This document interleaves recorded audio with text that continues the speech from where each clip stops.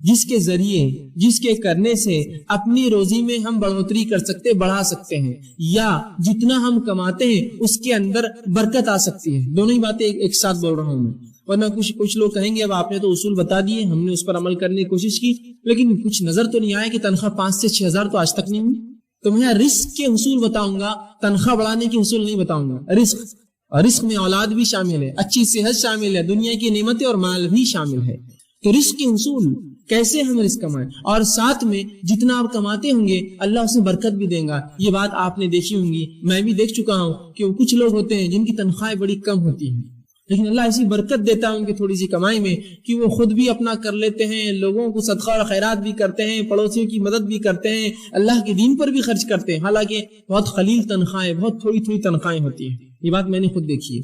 تو وہ جو حصول میں انشاءاللہ آپ کے سامنے رکھوں گا، جو باتیں بتاؤں گا، اس پر عمل کیا جائے تو یا تو آپ کے رزق میں اللہ بڑھوتری کرے گا، یا جتنا ہے اس میں ایسی عظیم برکت دے گا کہ آپ خوش اور مطمئن ہو جائیں گے اس رزق سے۔ یہ بڑی اہم بات ہے۔ اب یقیناً ایک درس میں، ایک لیکچر میں مکمل پورے شرائط، پورے اصول بتانا میرے لیے ناممکن ہے، تو میں نے 10 کو چنا ہے، 10 ایسے اصول، ایسی باتیں، ایسی کنجیاں رزق کی، جس کو اگر ہم اصولوں کو مان لے، اس کے مطابق زندگی گزارے، اس پر عمل پیرا ہو، اور دل میں یہ اعتماد اور توکل رکھے، بھروسہ رکھے کہ اللہ اس کے ذریعے دیں گا، تو انشاءاللہ العزیز ضرور ہمارے رزق میں جو ہے بڑھوتری ہوں گی، اللہ اس میں ضرور برکت دینے والا ہے۔ تو ایسے 10 اصول میں نے چنے ہیں، 10 کنجیاں میں آپ کے سامنے رزق کے اصول کے رزق میں بڑھانے کی انشاءاللہ آپ کے سامنے رکھوں گا، لیکن یہ مکمل نہیں ہے۔ یہ کئی باتیں جو کتاب و سنت نے بتائی ہے، ان میں سے چند میں آپ کے سامنے رکھنے کی کوشش کر رہا ہوں۔ آئیے اب کس طرح سے ہم اپنے رزق میں اضافہ کریں، اس کا پہلا اصول جو شریعت نے بتایا ہے، یقیناً اس کی ترتیب میری اپنی دی ہوئی ہے، لیکن باتیں اللہ کی کتاب، اس کے رسول کی سنت سے میں نے اہمیت کے اعتبار سے ان کو ترتیب دینا مناسب سمجھا۔ پہلی چیز جو ہم کریں گے جس سے ہمارے رزق میں بڑھوتری ہوگی، اضافہ ہوگا، فائدہ ہوگا، وہ سب سے پہلی چیز ہے توبہ اور استغفار۔ توبہ اور استغفار یہ سب سے پہلی چیز ہے رزق کے حصول میں، اس کی چابیوں میں، کہ اگر ہم چاہتے ہیں ہمارا رزق بڑھے، اس میں برکت آئے، مال و دولت اور بچے اولاد کے اندر اور ہماری دنیا کی نعمتوں میں اضافہ ہو، تو سب سے پہلا کام جو کرنا ہوگا توبہ اور استغفار۔ اب آئیے توبہ اور استغفار بولتے کس کو ہے، وہ اگر جان لے تو زیادہ فائدہ ہوگا، ورنہ استغفر اللہ استغفر اللہ استغفر اللہ تو ہم کہہ رہے ہیں صبح اور شام، استغفر اللہ من کل ذنب واتوب الیہ، استغفر اللہ من کل ذنب واتوب، ہم بار بار پڑھ رہے ہیں، اس کا معنی کیا ہے؟ یہ اگر جان لیں گے تو انشاءاللہ زیادہ فائدہ ہوگا۔ ورنہ ہم لوگوں کو دیکھتے ہیں استغفر اللہ کے ورد سے ان کی زبانیں تھکتی نہیں ہیں، لیکن ان کے اعمال سے اور ان کے معاملات سے کچھ بھی ایسا نہیں دکھتا کہ یہ استغفر اللہ واقعی میں کرتے ہوں گے، یا اس کا کچھ فائدہ ہی نہیں ہوا ہوگا۔ ہم لوگ یہ سمجھتے ہیں شریعت نے جو استغفر اللہ کہنے کا حکم دیا کہ اس کے پڑھنے سے گناہ معاف ہوتے ہیں، تو ہم کو لگا کہ یہ استغفار اس لیے پڑھا جائے کہ گناہ کرو، اس لیے تو معاف ہوتے ہیں، تو ہم گناہ کرتے ہیں اور پھر استغفار پڑھتے ہیں۔ استغفار تو اس لیے جو گناہ ہو جائے اس کی معافی ملتی ہے، تو ہم سمجھتے نہیں کرنے کے لیے پڑھنا ہے ہم کو، کہ اب جو ہو گئے کرو اور پڑھو، اور کرو اور پڑھو، جو ہو جائے اس کے لیے ہے۔ اور استغفار صرف الفاظ نہیں ہے، اس سے انسان کے معاملات بھی چھلکے کہ واقعی میں یہ توبہ کر چکا ہے، توبہ کرتا ہے، اس سے اس کے اعمال میں لگے کہ واقعی میں اس نے اپنی زندگی کی روش بدل دی، استغفار کرتا ہے۔ توبہ، استغفار جس کو کہتے ہیں، یہ توبہ اس کا معنی ہوتا ہے۔ تو توبہ اور استغفار صرف الفاظ نہیں، یاد رکھیے۔ علامہ جو ہے راغب اصفہانی اور امام نووی رحمہ اللہ توبہ کے لیے چند شرائط لکھتے ہیں۔ توبہ کے لیے وہ لوگ کہتے ہیں کہ 4 شرائط ہے، ان شرائط کو جب پورا کیا جائے گا تب استغفار ہوا، تب اصل توبہ ہوئی۔ آئیے پہلی شرط وہ لکھتے ہیں، وہ یہ ہے کہ گناہوں کو ان کی برائی کی وجہ سے انسان چھوڑے، گناہوں کو ان کی برائی کی وجہ سے انسان چھوڑے۔ اس لیے گناہ نہ چھوڑے کہ اب بچیاں بڑی ہوگی، شادی کا مسئلہ آئے گا، اگر باپ گناہ گار رہیں گے تو بچوں کو نکاح کے پیغام نہیں آئیں گے، نہیں، اس لیے نہ چھوڑے۔ گناہوں کو ان کی برائی کی وجہ سے انسان چھوڑے، اس سے استغفار، اس سے توبہ کرے۔ یہ نہیں کہ اب تو مجبوری ہے کہ اب مجھے گناہ چھوڑنا ہے، تو گناہوں کو ان کی برائی کی وجہ سے ترک کرے، اور پہلی شرط اپنی غلطی پر نادم ہو۔ گناہوں کو چھوڑنے کا ارادہ کیا، ان کی برائی کی وجہ سے اپنے گناہوں پر نادم ہوا کہ مجھ سے یہ گناہ ہوا۔ دوسرا وہ لکھتے ہیں آئندہ نہ کرنے کا عزم کیا، اب انشاءاللہ آئندہ میں وہ گناہ نہیں کروں گا۔ تیسری شرط اگر بندوں کا معاملہ تھا تو وہ لے جا کر اس معاملے کو واپس کر دے۔ بندوں کا آپس میں کچھ مال لے لیا تھا، جائیداد لے لی تھی، زمین لے لی تھی، کچھ ایسا کام کیا تھا جو بندوں کا معاملہ تھا، اس معاملے کو جتنا ہو سکے لوٹا دے اس بندے کو جا کر۔ اور چوتھا وہ کہتے ہیں بلکہ پہلی شرط وہی تو میں نے پہلے آپ سے کہی کہ گناہوں کو ان کی معصیت کی وجہ سے چھوڑے، دوسرا گناہوں پر نادم ہو، تیسرا جو ہے گناہوں کو جو ہے پھر دوبارہ نہ کرنے کا عزم کرے، اور چوتھا اگر حقوق العباد بندوں کا معاملہ ہو تو اس معاملے کو اس چیز کو واپس لوٹا دیں. یہ ہے استغفار، یہ ہے توبہ. تو اب توبہ کو یہ مت سمجھیے، کچھ لوگوں کو تو یہ بھی نہیں پتا توبہ ہوتی کیا ہے. وہ سمجھتے ہیں کہ نماز پڑھ لو، پھر نماز کے بعد ادھر ادھر دیکھو کوئی دیکھ رہا تو نہیں ہے آپ کو، اور اگر نہ دیکھ رہا تو جلدی سے دونوں ہاتھ لیتے ہیں اور گالوں کو دونوں طرف کچھ تو بھی کرتے رہتے توبہ توبہ توبہ. یہ توبہ نہیں ہے. یہ تو بچوں کو نصیحت کے لیے سکھایا جاتا ہے کہ آئندہ ایسی غلطی نہ کرے، چلو توبہ کرو. یہ توبہ نہیں ہے. تو وہ امت کو توبہ کا تصور بھی نہیں ہے کہ اس کے اصول کیا ہے، وہ ہوتی کیسے، اس کا معاملہ کیا ہے. وہ سمجھتے گالوں پر ہاتھ لگانا یہ توبہ ہے. یہ توبہ نہیں ہے، یاد رکھیے. توبہ کی 4 شرائط استغفار کی. آئیے اب جو استغفر اللہ یا استغفار ہے، یہ حصول رزق کا ذریعہ ہے. یہ کرنے سے رزق میں اضافہ ہوتا ہے. اس کے دلائل کیا ہیں؟ آئیے ہم قرآن سے دیکھتے ہیں. اللہ رب العزت قرآن میں فرماتا ہے، سورہ نوح سورہ نمبر 71 اور آیت نمبر 10 سے لے کر 16 میں اللہ فرماتا ہے اور کہتا ہے فَقُلْتُ اسْتَغْفِرُوا رَبَّكُمْ إِنَّهُ كَانَ غَفَّارًا. پھر آگے فرماتا ہے يُرْسِلِ السَّمَاءَ عَلَيْكُمْ مِدْرَارًا وَيُمْدِدْكُمْ بِأَمْوَالٍ وَبَنِينَ وَيَجْعَلْ لَكُمْ جَنَّاتٍ وَيَجْعَلْ لَكُمْ أَنْهَارًا. یہ واقعہ یوں ہے کہ نوح علیہ السلام نے اپنی قوم کو دعوت دی، اسلام کا پیغام پہنچایا، قوم نے انکار کیا. اس کے بعد اللہ رب العزت کے سامنے نوح علیہ السلام جاتے ہیں اور کہتے ہیں، اے اللہ یہ رپورٹ ہے میری، یہ کنکلوژن ہے میرا اس قوم کے تعلق سے کہ اے میرے رب، انہوں نے کہا فَقُلْتُ اسْتَغْفِرُوا رَبَّكُمْ إِنَّهُ كَانَ غَفَّارًا. اے اللہ میں نے اس قوم کو بار بار کہا، اے میری قوم اپنے رب سے توبہ کرو اپنی شرک اور گناہوں کی وجہ سے، یقیناً وہ تم کو معاف کرنے والا ہے. اب اگر تم استغفار کرو گے تو فائدہ کیا ہوگا؟ فرمایا یرسل السماء علیکم مدرارا. اگر تم استغفار کرو گے میری قوم تو اللہ آسمان سے تمہارے لیے بارش برسائیں گا. یرسل السماء علیکم مدرارا، موسلا دھار زبردست بارش برسائیں گا. پہلا فائدہ استغفار کا. پھر آگے اللہ نے کہا، نوح علیہ السلام کہتے ہیں مدرارا وَيُمْدِدْكُمْ بِأَمْوَالٍ وَبَنِينَ، اور اللہ تمہارے مال میں اور اولاد میں اضافہ کریں گا، بالخصوص مال میں اور لڑکوں میں تمہارے اضافہ کریں گا. کیا کرو گے تو؟ استغفار کرو گے تو. وَيَجْعَلْ لَكُمْ جَنَّاتٍ وَيَجْعَلْ لَكُمْ أَنْهَارًا، اور تمہارے لیے بہترین باغ بنائیں گا، باغات کو نکالیں گا. وَيَجْعَلْ لَكُمْ أَنْهَارًا، اور تمہارے لیے بہترین نہریں نکالیں گا. اگر کیا کرو گے تو؟ استغفار. اے میری قوم اگر تم یہ کر لو تو آسمان سے بارش پاؤں گے، مال میں اضافہ پاؤں گے، اولاد اور لڑکوں میں اضافہ پاؤں گے، اور تمہیں بہترین باغ اللہ دے گا، اچھی نعمتیں دے گا، اور جو ہے تمہارے لیے جو ہے نہریں نکالیں گے ان باغوں میں. استغفار کی دیکھیے نوح علیہ السلام نے اپنی قوم کو کیا فائدے بتائے.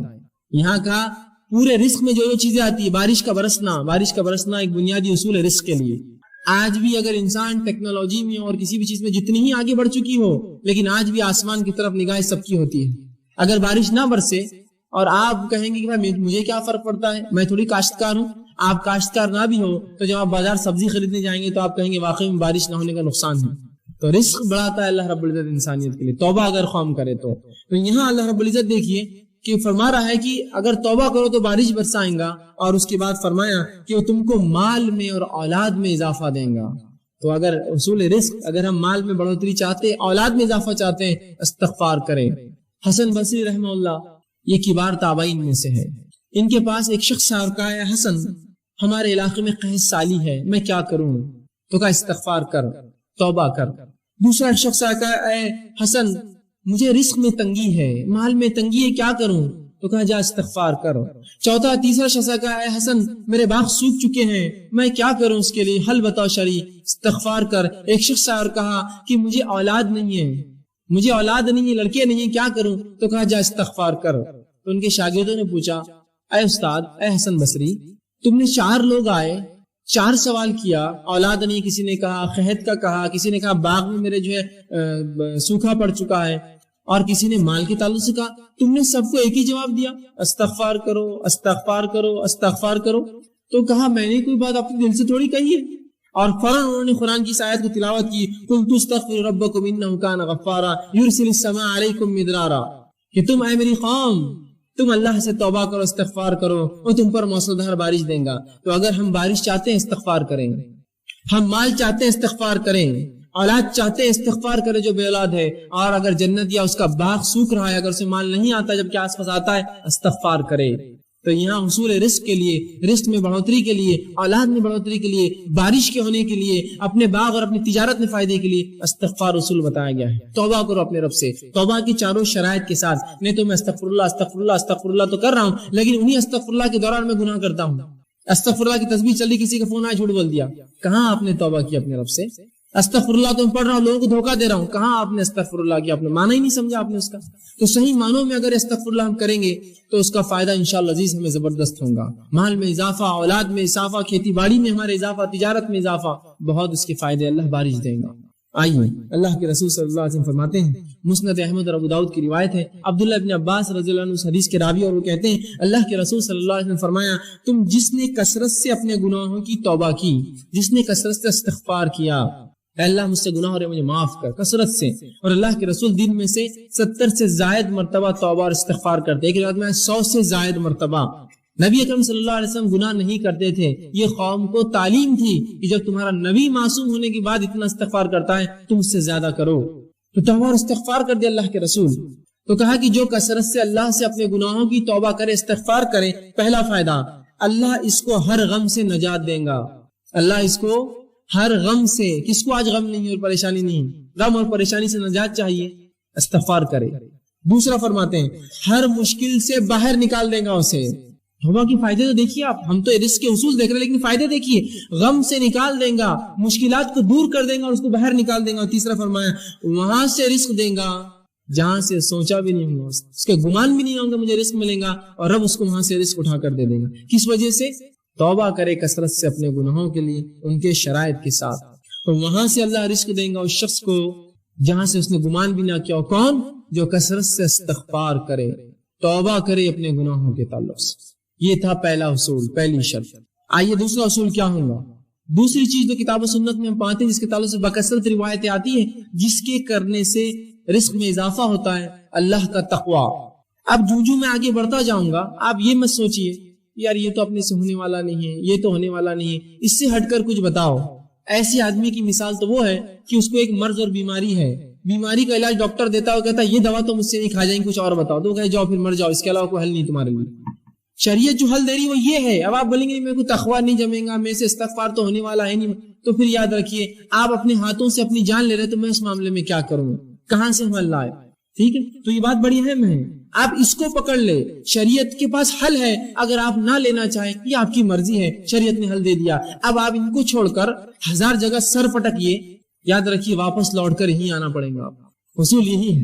نہیں میں کیا کروں گا، فلاں کر لوں گا، بینک سے کر لوں گا، یہاں آپ کچھ کر لیجئے. اگر یہ نہ کیا آپ سب کچھ کر لیجئے، اس کے بعد آ کر یہی ٹکنا پڑے گا اور پچھتا کر سر نیچے رکھ کر یہی سوچنا پڑے گا اب میں کیا کروں، میرے رب نے میرے لیے کیا احکامات دیے. تو اگر یہ ہم اپنی زندگیوں میں لا لے تو بڑا فائدہ ہے. استغفار کو مشکل چیز نہیں، یاد رکھیے. اس کے لیے کوئی آپ کو گھر بار چھوڑ کر رات میں 3 بجے 2 بجے اٹھ کر نہیں جانا ہے. چلتے پھرتے اٹھتے بیٹھتے اللہ گناہ ہو گیا بس اب توبہ، میں اب نہیں کرنے کو، استغفر اللہ مجھ سے گناہ ہو گیا میں نہیں کروں گا. اللہ کم از کم کچھ نہ ہو سکے تو نمازوں کے بعد پس 3 مرتبہ رسول اللہ زور اللہ اکبر ایک بار کہتے اور کہتے استغفر اللہ استغفر اللہ، اتنا تو کہہ سکتے ہیں. 15 بار تو یہی ہو جائیں گا 5 نمازوں کے بعد. رسول اللہ 70 یا ایک روایت میں 100 سے زیادہ بار یہ پڑھتے تھے. کوشش کیجیے. دوسرا اصول تقوی اختیار کریں. اب تقوی کیا ہے؟ تقوی اللہ کا ڈر ہے. تقوی کیا ہے؟ تقوی اللہ کا پاس و لحاظ ہے. پاس و لحاظ سمجھتے ہیں آپ؟ اگر ایک بوڑھا انسان آپ کے سامنے آ کر کھڑا ہو جائے اور آپ کرسی پہ بیٹھے ہیں تو آپ اس کا پاس و لحاظ کرتے ہیں، خود اٹھ جاتے ہیں جناب آپ بیٹھ جائیں. اس کو کہتے ہیں تقوی. پاس و لحاظ رکھنا، اللہ کا ڈر، اللہ کا پاس و لحاظ. ٹھیک، تو تقوی اختیار کرے. تقوی کے معنی کے تعلق سے کئی باتیں آتی. امام نووی رحمہ اللہ لکھتے ہیں تقوی کے تعلق سے کہتے ہیں اللہ تعالیٰ کے احکامات پر عمل کرنا، جن باتوں سے اس نے روکا ان باتوں سے رک جانا، اور ہر وہ کام جس سے اللہ کی ناراضگی یا عذاب آتا ہے ان سے بچنا، یہ تقوی ہے. تقوی کیا ہے؟ ہر وہ کام جو اللہ نے حکم دیا اس کا کرنا، ہر وہ کام جس سے روکا اس سے رکنا، اور اس کے علاوہ جن تمام کاموں کے کرنے سے اللہ کی ناراضگی ملتی ہے، عذاب ملتا ہے، ان کاموں سے رکنا، اس کو تقوی کہتے ہیں عربی میں. تو ہم اب جو اللہ نے کہا وہ کرے، جس سے روکا اس سے رکے، اور ہم ہر وہ کام جس سے عذاب ملتا ہے اس سے اجتناب کرے، یہ تقوی ہے. تو ہم تقوی اختیار کریں. دوسرا اصول یاد رکھیے. آئیے تقوی کے تعلق سے کہ رزق کا حصول ہے، رزق اس سے بڑھتا ہے، مختلف مقامات پر قرآن حدیث میں اس کے حوالے ملیں گے. میں چند حوالے آپ کے سامنے رکھتا ہوں. اللہ رب العزت سورۃ طلاق سورہ نمبر 65 اس کی آیت نمبر 2 اور 3 میں کہتا ہے وَمَن يَتَّقِ اللَّهَ يَجْعَل لَّهُ مَخْرَجًا. کیا فرمانا دیکھیے، وَمَن يَتَّقِ اللَّهَ، جو اللہ کا ڈر اور پاس و لیاز اختیار کرے، يَجْعَل لَّهُ مَخْرَجًا، اللہ اس کو ہر غم سے باہر نکال دے گا اور اس کو وہاں سے روزی دے گا جہاں سے اس نے کبھی گمان بھی نہیں کیا ہوگا. کیا فرمایا؟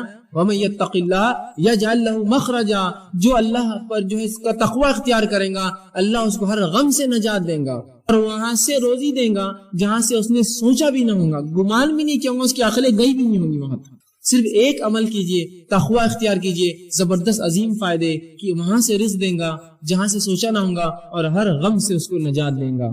اس آیت کے تعلق سے یجعل لہ مخرجا کے تعلق سے عبداللہ ابن عباس رضی اللہ عنہ فرماتے ہیں، اس کی تفسیر میں کہتے ہیں اس کو دنیا اور آخرت کے ہر غم سے باہر نکالیں گا، یجعل لہ مخرجا کے تعلق سے. اور اسی آیت کے جملے کی تفسیر میں عبداللہ ابن مسعود رضی اللہ عنہ فرماتے ہیں اور کہتے ہیں ان اکبر آیات من قرآن فرجا، غموں کو، مصیبتوں کو اور پریشانیوں کو دور کرنے والی قرآن کی سب سے عظیم آیت ہے. جو شخص اللہ کا تقوی ڈر اختیار کرے اللہ کیا کرتا ہے اس کے لیے یجعل لہ مخرجا، ہر غم سے نکلنا، ہر مشکل سے نکلنا آسان کرتا ہے اور وہاں سے روزی دیتا ہے جہاں سے اس نے گمان بھی نہیں کیا تھا. تقوی اختیار کیجیے، اللہ کا عظیم فائدے اس دنیا میں، عظیم فائدے، ہر غم سے نجات اور رزق میں اضافہ. اسی طرح اللہ رب العزت قرآن میں سورہ اعراف سورہ نمبر 7 آیت نمبر 92 میں فرماتا ہے، کہتا ہے وَلَوْ أَنَّ أَهْلَ الْقُرَىٰ آمَنُوا وَاتَّقُوا لَفَتَحْنَا عَلَيْهِمْ بَرَكَاتٌ مِّنَ السَّمَاءِ وَالْأَرْضِ، کہ اگر یہ بستی والے ایمان لائے، ولو ان اہل القرى آمنوا، اگر اس بستی والے ایمان لائے، واتقوا اور اللہ کا ڈر اختیار کرے، لفتحنا علیہم برکات من السماء والارض، تو ہم ان کے لیے آسمان اور زمین کے برکت کے دروازے کھول دیں گے. کس کے لیے؟ جو ایمان لائے اور اللہ کا ڈر اختیار کرے اللہ آسمان اور زمین کے دروازے اس کے لیے رزق کے کھول دیں گا، برکت کے دروازے کھل جائیں گے اس کے لیے جو اللہ کا تقوی اور ڈر اختیار کرے. دیکھیے کیسا عظیم فائدہ ہے اللہ کا ڈر اور تقوی اختیار کرنے کہ اللہ آسمان و زمین کی برکت کے دروازے کھول دیتا ہے. آج دیکھیے کبھی بارش تو ہوتی ہے، کھیتی فصل تو آتی ہے، پیسہ بھی کبھی ہاتھ لگتا ہے، برکت کہاں ہے اس کے اندر؟ ایک زمانہ تھا، آپ نے بھی سنا ہوگا، میں نے بھی سنا ہے کہ لوگوں کی تنخواہیں 100-200 روپے، 40 اور 50 روپے ہوا کرتی، لیکن حالات یہ تھے ایک ایک انسان 10-10, 20 اور 25 لوگوں کو پالتا تھا اپنے گھر میں. اتنی برکت تھی اس روپے میں. آج ہم ہزاروں اور لاکھوں کما کے بھی 2 اولاد کو پالنا ہمارے لیے مشکل ہے. یہ تو برکت چھین گئی زمین و آسمان ہم جو دیتی تھی، ہم جو فائدے تھے، اس لیے کہ ہم نے ایمان لا کر اللہ کا ڈر دل میں رکھا. صرف ایمان نام کو لایا، مسلمان ہے. اگر ڈر رکھتے تو اللہ آسمان و زمین کی برکت کے دروازے اس بستی والوں پر، ایمان والوں پر کھول دیتا. اور یہ توحید کی برکت ہے، یاد رکھیے. اور جس قوم نے توحید کو اپنایا اللہ نے اس کے لیے زمین و آسمان کے دروازے برکت کے کھول دیے. اس کے نمونے آپ دیکھ سکتے ہیں ان قوموں کے تعلق سے جو قومیں کسی زمانے تک پستی میں رہی اور اس کے بعد اللہ رب العزت کو ڈر اختیار کیا اور توحید پر آئی. اللہ رب العزت نے زمینوں کے نیچے سے خزانے ان کے لیے کھول دیے. جب انہوں نے اللہ کا ڈر اور تقوی اختیار کیا اور توحید پر اڑ گئے تو اللہ نے ایسی جگہ سے روزی دی جہاں سے گمان بھی نہ کی ہوں گی. کس نے گمان کیا تھا؟ ان علاقوں کو جن کو بنجر زمین اور چٹیل ریگستان مانا جاتا تھا کہ اس کی زمین کے نیچے سے سونا اگلیں گی وہ زمینیں اور پیٹرول کی شکل میں مادے نکل رہے ہیں. آج دنیا اس کا فائدہ اٹھا رہے ہیں، وہ مالک اس کا فائدہ اٹھا رہے ہیں. کبھی کیا گمان میں کیا ہوں گا ان مالک نے کہ زمین کے نیچے اللہ نے ان کے لیے ایسے رزق رکھے؟ تو توحید کی برکت ہے، یاد رکھیں. جو قوم توحید پر آ جائیں گی اللہ آسمان و زمین کے دروازے کھول دیں گا، وہاں کھول دیے ان کے لیے. یہ فائدہ ہوتا ہے بستی والوں کو کہ اگر وہ ایمان لائے، جیسا حق ہے، تقوی اختیار کرے اللہ کا، تو ایسی جگہ سے رزق دیتا ہے گمان نہ کیا ہوں گا اور آسمان زمین کی برکت کے دروازے ان کے لیے کھول دیتا ہے. تو یہ بڑی اہم چیز ہے، یاد رکھیں اللہ کا ڈر اور تقوی اختیار کریں. اسی طرح عبداللہ ابن عباس رضی اللہ عنہ فرماتے ہیں اور کہتے ہیں اس آیت کے تعلق سے اس کی تفسیر میں کہتے ہیں لَوَسَّعْنَا عَلَيْهِمُ الْخَيْرَ وَيَسَّرْنَاهُ لَهُم مِّن كُلِّ جَانِبٍ، کہ اس آیت کے تحت جو بات سمجھ میں آتی وہ یہ ہے کہ ہم ان کے لیے خیر کو عام کر دیتے ہیں. زمین آسمان اور زمین کی جو برکت کے دروازے کھول دیے جاتے ہیں، اس کا معنی وہ کہتے ہیں عبداللہ ابن عباس رضی اللہ عنہ کہ اس کا معنی یہ ہے کہ اللہ ان کے لیے جو ہے ہر جانب خیر عام کر دیتا ہے اور اس کو حاصل کرنا ان کے لیے آسان کر دیتا ہے. خیر کو اللہ عام کر دیتا ہے ایسی قوم کے لیے اور حاصل کرنا اس سے زیادہ اس کو آسان کر دیتا ہے. کبھی خیر تو عام ہوتا ہے لیکن حاصل نہیں کر پاتے ہیں اس سے. خیر کو عام کرتا ہے اللہ اور اس کو حاصل کرنا آسان کرتا ہے. تو دیکھیے اللہ کا ڈر اختیار کرنے کا فائدہ کیا ہے. زمین و آسمان کی برکتیں اور ساتھ میں ایسی جگہ سے روزی اور رزق جہاں سے گمان نہ کیا۔ آئیے اسی طرح جو ہے تیسرا اصول تقوی کے بعد جو تیسری چیز اپنی زندگی میں ہم لائیں گے جس سے ہم کو یہ فائدہ ہوگا کہ ہم رزق کی کنجا حصول رزق کے لیے جو رزق میں بڑھوتری زیادہ کرنے کے لیے جو ہم کریں گے وہ یہ ہے اللہ تعالیٰ پر توکل، بھروسہ، اعتماد۔ آج مسلمان کو جب بھی رزق کی تنگی آتی ہے، رزق کی کمی ہوتی ہے، چاہے اولاد کی شکل میں، باغات یا مال تجارت میں گھاٹے کی شکل میں، یا اسی طرح جو ہے اور بھی قسم کی کوئی تکلیف آتی ہے، وہ سب سے پہلے غیر اللہ کے پاس بھاگتا ہے اللہ پر توکل چھوڑ کر، اور ان سے مانگتا ہے کہ مجھے دو۔ کہاں سے ملیں گے پھر آپ کو رزق میں اضافہ؟ اللہ سے آپ مانگے، اس پہ کامل توکل اور بھروسہ کریں۔ اور اس کے تعلق سے توکل کسے کہتے ہیں یاد رکھ لیجئے، امام غزالی رحمہ اللہ کہتے ہیں توکل کے تعلق سے اپنی کتاب احیاء علوم الدین کے اندر وہ لکھتے ہیں اور کہتے ہیں توکل یہ ہے کہ دل کا اعتماد صرف اسی پر ہو جس پر بھروسہ کیا گیا ہو، دل کا مکمل اعتماد اس ذات پر ہو جس پر بھروسہ کیا ہو، اور مکمل طور پر اس پہ توکل کرے جس کا اس نے دعویٰ کیا ہو۔ اگر ایک شخص یہ کہتا ہے میں مسلمان ہوں اور رب پر میرا توکل بھروسہ ہے، اب مکمل طور سے اس پر اعتماد کرے کہ ہاں رب مجھے دینے والا ہے، اب ضرورت نہیں شک و شبہ کی، مکمل اعتماد کرے اس ذات کے اوپر جس کا اس نے نام لیا ہے، اس پہ اعتماد۔ یہ ہے توکل، بھروسہ، اعتماد جس کو عام زبان میں کہیں۔ اسی طرح امام مناوی کہتے ہیں توکل کے تعلق سے اس کا معنی لکھ کر کہتے ہیں کہ توکل بندے کے اظہار عجز ہے، بندہ اللہ کے سامنے عاجز ہو جائے، اللہ میں کچھ نہیں کر سکتا ہوں، بس میں عاجز ہوں تیرے سامنے، تجھ سے ہی مانگتا ہوں مکمل طور سے، اور جس پر توکل کیا گیا ہے اس پر مکمل بھروسہ کرے۔ تو ایک مومن توکل کرے کس پر؟ اللہ پر، اس سے رزق میں بڑھوتری ہوتی ہے۔ اب اس کے تعلق سے کہ توکل رزق کے بڑھانے کا سبب ہے، اس کے تعلق سے کئی روایتیں آتی ہیں۔ مسند احمد کی اور ترمذی کی ایک روایت ہے جس میں اللہ کے رسول صلی اللہ علیہ وسلم فرماتے ہیں، عمر ابن خطاب اس کے راوی ہیں، اور وہ کہتے ہیں اگر تم اللہ تعالیٰ پر ایسا بھروسہ کرو، اللہ کے رسول نے فرمایا کہ اگر تم اللہ تعالیٰ پر ایسا توکل، اعتماد اور بھروسہ کرو جیسے پرندے توکل، اعتماد اور بھروسہ کرتے ہیں کہ وہ ہر صبح خالی پیٹ اپنے گھروں سے نکلتے ہیں اور شام بھر پیٹ گھر لوٹتے ہیں، تو اللہ بھی تمہیں ویسا ہی رزق دیں گا جیسے پرندوں کو دیتا ہے کہ وہ خالی پیٹ اپنے گھروں سے نکلتے ہیں اور شام بھر پیٹ لوٹتے ہیں۔ توکل کا فائدہ کہ اگر تم اللہ پر ویسا توکل کرو جیسا پرندے کرتے ہیں تو اللہ بھی تمہیں رزق دیں گا کہ وہ صبح اپنے گھر سے بھوکے پیٹ نکلتے ہیں اور جب رات لوٹتے ہیں تو بھر پیٹ لوٹتے ہیں۔ لیکن ایک بات یہاں سمجھنے کی بڑی اہم ہے، جب میں توکل کی بات کر رہا ہوں تو کوئی یہ نہ کہے کہ میں نے اللہ پر مکمل توکل کر لیا اور اب میں کچھ بھی نہیں کرتا ہوں۔ ایسے بہت سے لوگ ہوتے ہیں جو اپنی کوتاہیوں کو، کاہلیوں کو شریعت و دین پر ڈالتے ہیں۔ میں نے اللہ پر توکل کر لیا تو اس کا کیا مطلب؟ کیا تم کام دھندا چھوڑ دو، تجارت چھوڑ دو، دنیا سے بیزارگی اختیار کر لو؟ نہیں، اس کا مطلب یہ نہیں ہے، اس کا مطلب یہ نہیں، توکل کا یاد رکھیے۔ حدیث کیا کہہ رہی ہے؟ پرندے گھر سے نکلتے ہیں، خالی پیٹ نکلتے ہیں اور بھر پیٹ لوٹتے ہیں، تو یہاں کوشش کرنا ہے۔ پرندے گھونسلوں میں بیٹھ کر توکل نہیں کرتے ہیں کہ اللہ دیں گا، پرندے اپنے گھروں سے نکلتے ہیں، رسول اللہ فرماتے ہیں، اور شام بھر پیٹ لوٹتے ہیں۔ آپ بھی اللہ پر بھروسہ کیجئے، گھر سے نکل جائیے، انشاءاللہ رب تم ہم کو جو ہے ضرور روزی دیں گا اور شام ضرور بھر پیٹ لوٹیں گے۔ لیکن پرندے جو ہوتے ہیں ان کا معاملہ تھوڑا انسانوں سے مختلف ہوتا ہے، یہ بھی بتا دوں۔ پرندے سیدھے جا کر رزق لے لیتے ہیں، انسانوں کو رزق حاصل کرنے کے لیے نوکری، تجارت، کاروبار کرنا پڑتا ہے، دکانوں میں جانا پڑتا ہے اور اسی طرح مختلف مقامات پر جانا پڑتا ہے کمانے کے لیے۔ پرندوں کا تھوڑا رزق الگ ہے، ہم سے مختلف ہے، وہ سیدھے رزق کو اٹھا لیتے ہیں، جا کر پھل اناج کھا لیتے ہیں۔ ہم تو ویسا نہیں کر سکتے، ظاہر سی بات ہے، ہمارا توکل ویسا ہوگا کہ ہم گھروں سے نکلیں گے، کچھ نہ ہو تو ایک دکان والے کے پاس جائیں، کہیں گے بھائی آج کچھ ہم مالی کو دے دو، میں بھیک تو نہیں مانگ سکتا، میں کام کر کے کما لوں گا آج شام کو۔ نکلے تو صحیح، تو ہمیں کالج، اسکول اور مکاتب، اسی طرح جو ہے اپنے آفیسز اور جو ہے اپنی کام کی جگہوں پر جانا پڑے گا، تب ہم جو ہے شام بھر پیٹ لوٹیں گے، یہ معنی ہے۔ ورنہ کوئی کہے میں نے اللہ پر توکل کر لیا، بس میرا پورا اعتماد ہے کہ اللہ مجھے دینا چاہیں گا تو دیں گا، نہیں تو نہیں، میں گھر میں ہی رہوں گا، تو ایسا انسان یاد رکھیے اگر جو ہے کسی ایسے جھاڑ کے نیچے بھی لیٹا جہاں بہت زیادہ پھل پک کر گرتے تب بھی پھل بہت مشکل سے اس کے منہ میں آ کر گرے گا، یہ توکل نہیں ہے، یہ توکل نہیں، ٹھیک ہے۔ تو توکل کا معنی یہ ہے کہ آپ کوشش کریں اللہ پر بھروسہ رکھتے ہوئے، اللہ ضرور آپ کو رزق دیں گا، کوشش کریں۔ تو اس کا مطلب یہ نہیں آپ کوشش چھوڑ دیں، اور کیوں نہ ہو، اللہ سورۃ طلاق سورہ 5 آیت نمبر 3 میں فرماتا ہے وَمَن يَتَوَكَّلْ عَلَى اللَّهِ فَهُوَ حَسْبُهُ، جو اللہ پر بھروسہ اور اعتماد کرتا ہے اللہ اس کو کافی ہو جاتا ہے، اللہ اس کے لیے کافی ہے۔ لیکن کوشش یہ زیادہ ضروری ہے، شک اور شبہ میں نہ پڑے آپ، ورنہ بہت سے لوگ ہوتے ہیں کہتے ہیں بھائی کیوں محنت کر رہے ہو، مشقت کر رہے ہو، بس اللہ اللہ کرتے رہو، جتنا دینا اللہ دیں گے۔ ارے بھائی کوشش ضروری ہے، کوشش کے بعد تمام چیزیں ہیں، ٹھیک۔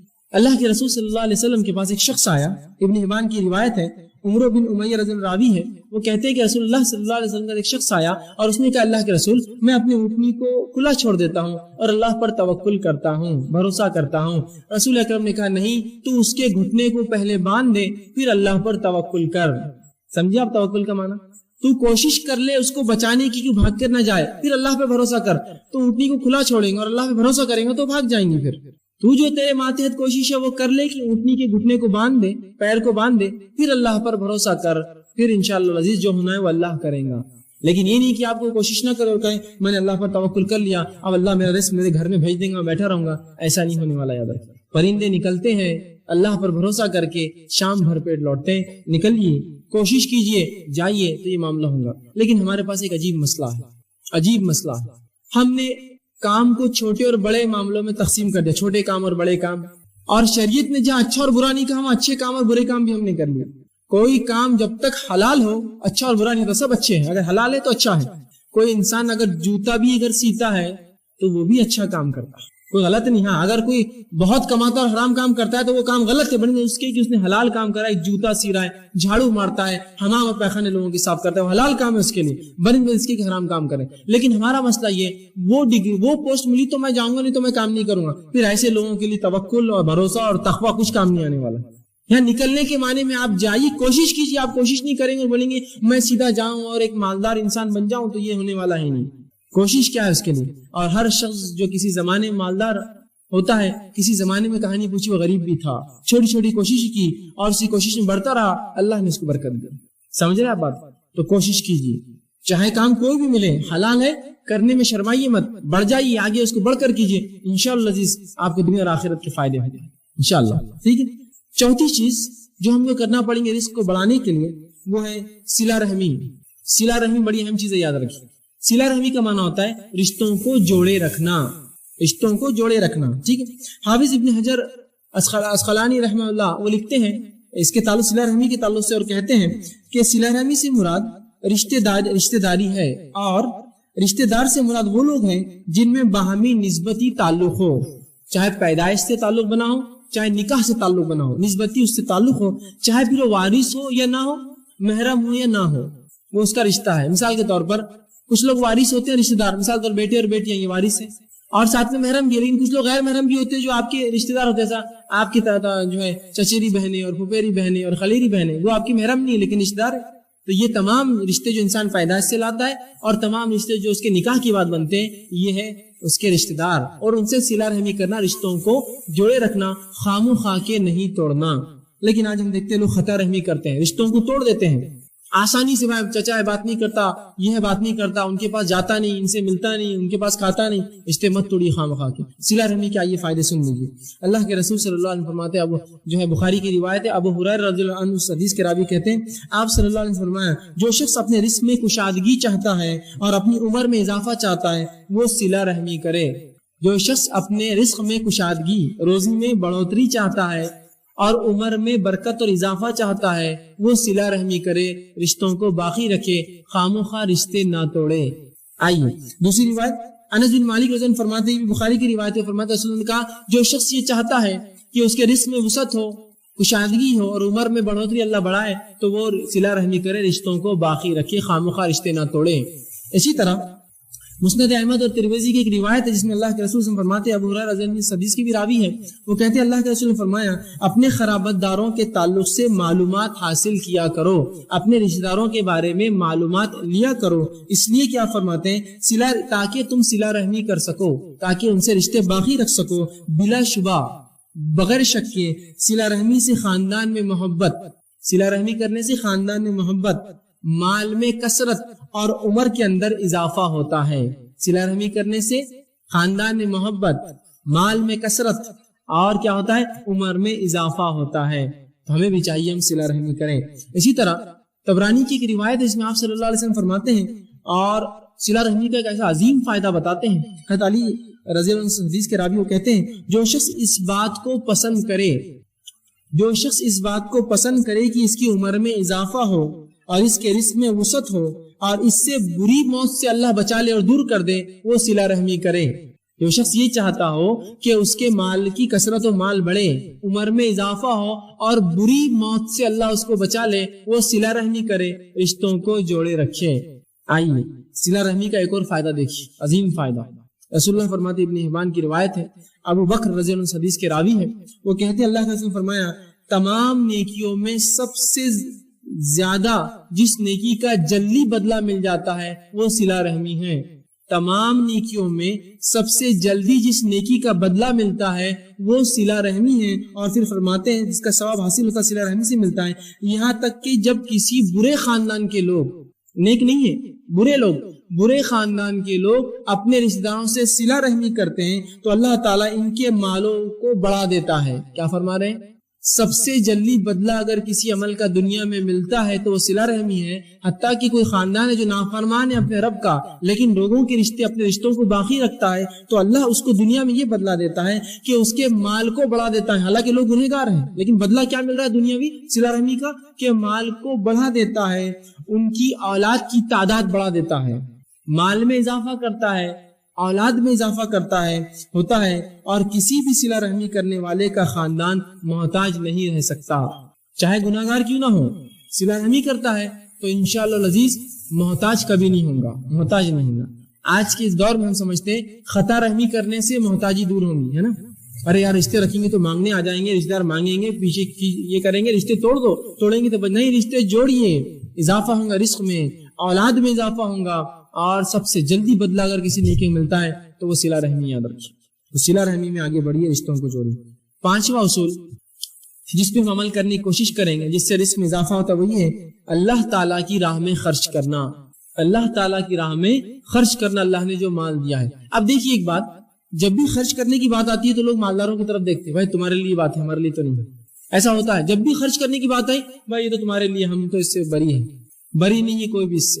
ایک آدمی جو دن بھر میں 10 روپے کماتا ہے، ایک آدمی جو دن بھر میں 10 روپے کماتا ہے، اگر وہ بھی اللہ کی راہ میں روپیہ خرچ کرے تو اس کو کبھی کبھار اس شخص سے زیادہ اجر ملتا ہے جو لاکھوں روپیہ خرچ کرے، معلوم ہے؟ اسی طرح اسی تعلق سے حدیث رسول نے فرمائی، ایک شخص نے 1 درہم خرچ کیا اور ایک نے 1000 درہم خرچ کیا، دونوں برابر ہے۔ یہ ایک روایت نے فرمایا ایک شخص نے 1 درہم خرچ کیا، ایک نے 1000 کیا، یہ ایک والا 1000 پر فوقیت پا گیا۔ صحابہ نے کہا اللہ کے رسول 1 درہم اور 1000 کیسے برابر ہوں گے دونوں خرچ کرنے والے؟ تو کہا ایک شخص نے 1 درہم کما، 2 درہم کمایا، ایک اللہ کی راہ میں خرچ کر دیا، یہ برابر ہوگا اس مالدار کی جس نے 1000 خرچ کیے۔ مطلب یہ حدیث جو بتا رہی ہو یہ فیصد، پرسنٹیج۔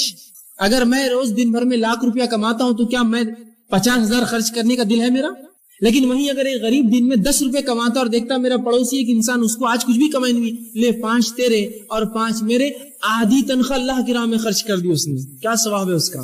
اللہ تعالیٰ فیصد میں اجر دیں گا، ظاہر سی بات ہے اس کی تنخواہی اس کو ملا ہی 10 روپے تھا اور 5 خرچ کر دیے، سبحان اللہ، تو 50% خرچ کیا، اجر فیصد سے ملنے والا ہے بھائی۔ یہ مت سمجھیے آپ کی بھائی تو میں تو زندگی بھر میں تو 1 لاکھ ہی کمایا، کیا خرچ کیا ہوں گا میں نے؟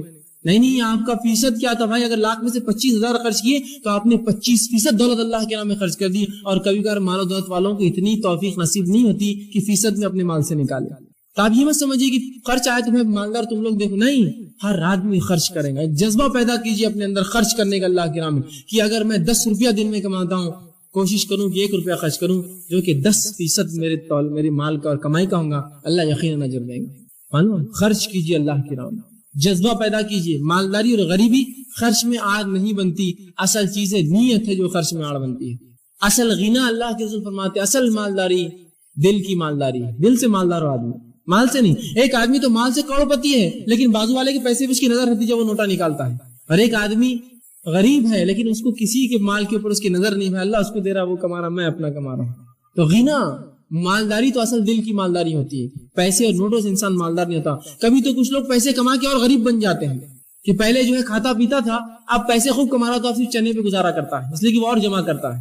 تو غنا دل کا ہوتا ہے، مالداری دل سے ہوتی ہے، دل سے مالدار بنیے، اللہ کی راہ میں خرچ کیجیے، اللہ دیتا ہے، یاد رکھیں۔ اور ایسے لوگوں کی مثالیں میں آپ کو دے سکتا ہوں جنہوں نے اپنی زندگی میں چھوٹے چھوٹے کام کیے اور اللہ کی راہ میں ایسا پیسہ خرچ کیا کہ انہوں نے بڑی بڑی مساجدیں بنائی۔ ایسی واقعی بعید نہیں، اگر آپ نے نہ دیکھی ہو تو ایک الگ بات ہے، نہ سنی ہو تو الگ بات ہے کہ لوگوں نے حمالیہ کی اور اپنے مال و دولت سے زمینیں خریدی ان پیسوں سے، اور اس پر مسجدیں تعمیر کی اپنے روپے اور پیسے سے۔ ایک صاحب کو تو میں بھی جانتا ہوں جنہوں نے اپنی زندگی بھر جو ہے فگے بیچے، بلونز، اور ایک مسجد انہوں نے تعمیر کی اس کمائی کے اوپر۔ تو خرچ کرنے والا دل سے مالدار ہو تو خرچ کرتا ہے، اب دل سے ہی غریب ہو تو پھر اس کے لیے بہت مسئلہ ہے۔ اللہ جتنا دے، ایک عہد کے برابر دیا تو دوسرے کی توقع کریں گا، دوسرے عہد کے برابر سونا دیا تو تیسرے کی توقع کریں گا، اس کی خواہش بننے ہونے والی۔ تو خرچ کیجیے، اللہ کے نام جذبہ پیدا کیجیے، اس کا بڑا فائدہ ہے، بڑا فائدہ ہے۔ اب اللہ کے نام میں خرچ کرنے کا کیا معنی ہے؟ جہاں جہاں اللہ نے حکم دیا وہاں خرچ کیجیے، یتیموں میں، مسکینوں میں، فقیروں میں، مسافروں کے اندر، وہ لوگ جن کی گردنیں جو ہے دبی ہوئی ہے بوجھ کے تحت، ادھار جن پر ہے ان میں، جو لوگ جو ہے اسلام پر چلنے کی بنیاد پر جیلوں میں ڈال دی گئی ان کے چھڑانے کے لیے مختلف جگہ جہاں شریعت نے حکم دیا اللہ کی راہ میں خرچ کیجیے، یاد رکھیے۔ اب آئیے، خرچ کرنے سے مال و دولت میں اضافہ ہوتا ہے، اس کے دلائل سن لیجیے۔ اللہ رب العزت سورہ سبا سورہ نمبر 34 آیت میں 39 میں فرماتا اور کہتا ہے وَمَا أَنفَقْتُم مِّن شَيْءٍ فَهُوَ يُخْلِفُهُ، اور آگے فرماتا ہے وَهُوَ خَيْرُ الرَّازِقِينَ، تم جو کچھ اللہ کی راہ میں خرچ کرو گے اللہ اس کو لوٹا دے گا، اور اللہ خیر رزق دینے والا ہے۔ کیا فرمایا؟ تم جو کچھ اللہ کی راہ میں خرچ کرو گے اللہ اس کو لوٹانے والا ہے، یخلفہ، تم کو واپس پلٹائیں گا اللہ وہ چیز۔ سبحان اللہ۔ اندازہ لگائیے، دنیا میں اگر ہم کسی پر خرچ کریں، اس کی حیثیت مرتبہ استطاعت کے مطابق خرچ کرتے ہیں کہ یار جتنا خرچ کریں گے اتنا ریٹرن بھی ملے گا، یہ آدمی کی حیثیت زیادہ ہے نا۔ اندازہ لگائیے، لوگ اللہ کے راہ میں خرچ کر کے سوچتے ہیں ہم غریب بن جائیں گے۔ ارے کیسے تم غریب بنو گے؟ تم سوچو تو صحیح، کس کے راستے میں تم پیسہ دے رہے ہو؟ کیا وہ ذات تم کو غریب رہنے دیں گی اس کے راہ میں خرچ کرنے کی بات؟ کبھی نہیں ہو سکتا، یاد رکھیے۔ جو اللہ کے راہ میں خرچ کرتا ہے اللہ اس کو عظیم نعمت عطا کرتا ہے، یاد رکھیے۔ خرچ کرنے کا جذبہ بنائیے، اور یاد رکھیے اللہ کی راہ میں ہم جیسا خرچ کریں گے ویسا اس کا بدلہ بھی ملے گا۔ آج ہماری ذہنیتیں اتنی کند ہو گئی ہیں، اتنی بگڑ چکی ہے کہ سب سے ناقص، سب سے کمزور، سب سے چھوٹا، سب سے ادنا اور سب سے بیکار قسم کی چیز اللہ کی راہ میں ہم خرچ کرتے ہیں۔ دلائل کی فہرست لا کر گنا سکتا ہوں۔ میرے گھر کا کام چل رہا ہے اور میرے گھر کی فرشی کیسی ہونا چاہیے، وہ میرے شان و شوکت اور میرے اسٹیٹس کے مطابق ہونا چاہیے۔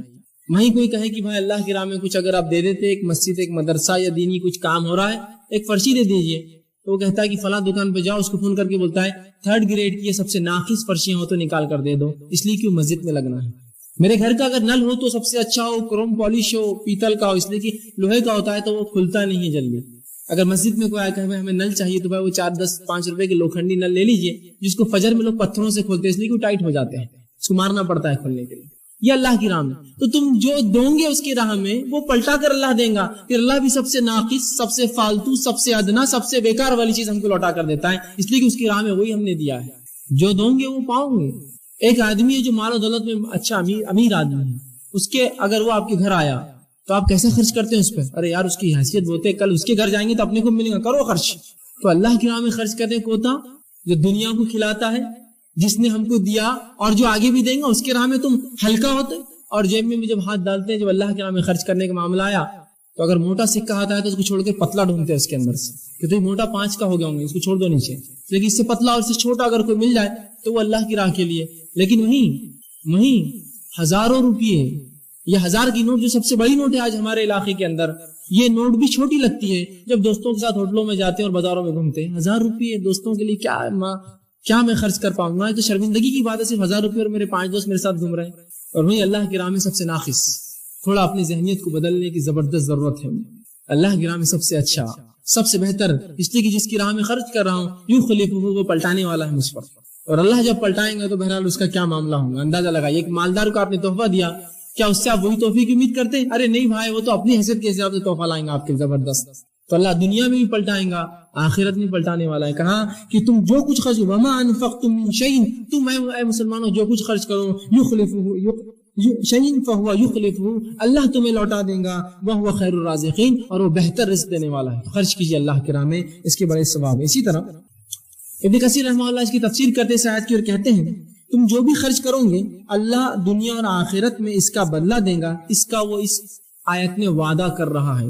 یخلفہ، پلٹاؤں گا میں، مطلب اللہ کا وعدہ ہے، اور یہ بات ہم جانتے ہیں کہ اللہ سے زیادہ بہتر وعدہ اور پکا وعدہ کسی کا نہیں ہو سکتا ہے نا۔ خود اللہ نے اسے گواہی دی، وَمَنْ أَوْفَىٰ بِعَهْدِهِ مِنَ اللَّهِ، کہ اللہ سے زیادہ پکا وعدہ کس کا ہو سکتا ہے؟ اللہ وعدہ کر رہا ہے میں پلٹاؤں گا تمہارے پہ مسلمانوں، تم خرچ تو کرو میرے اوپر۔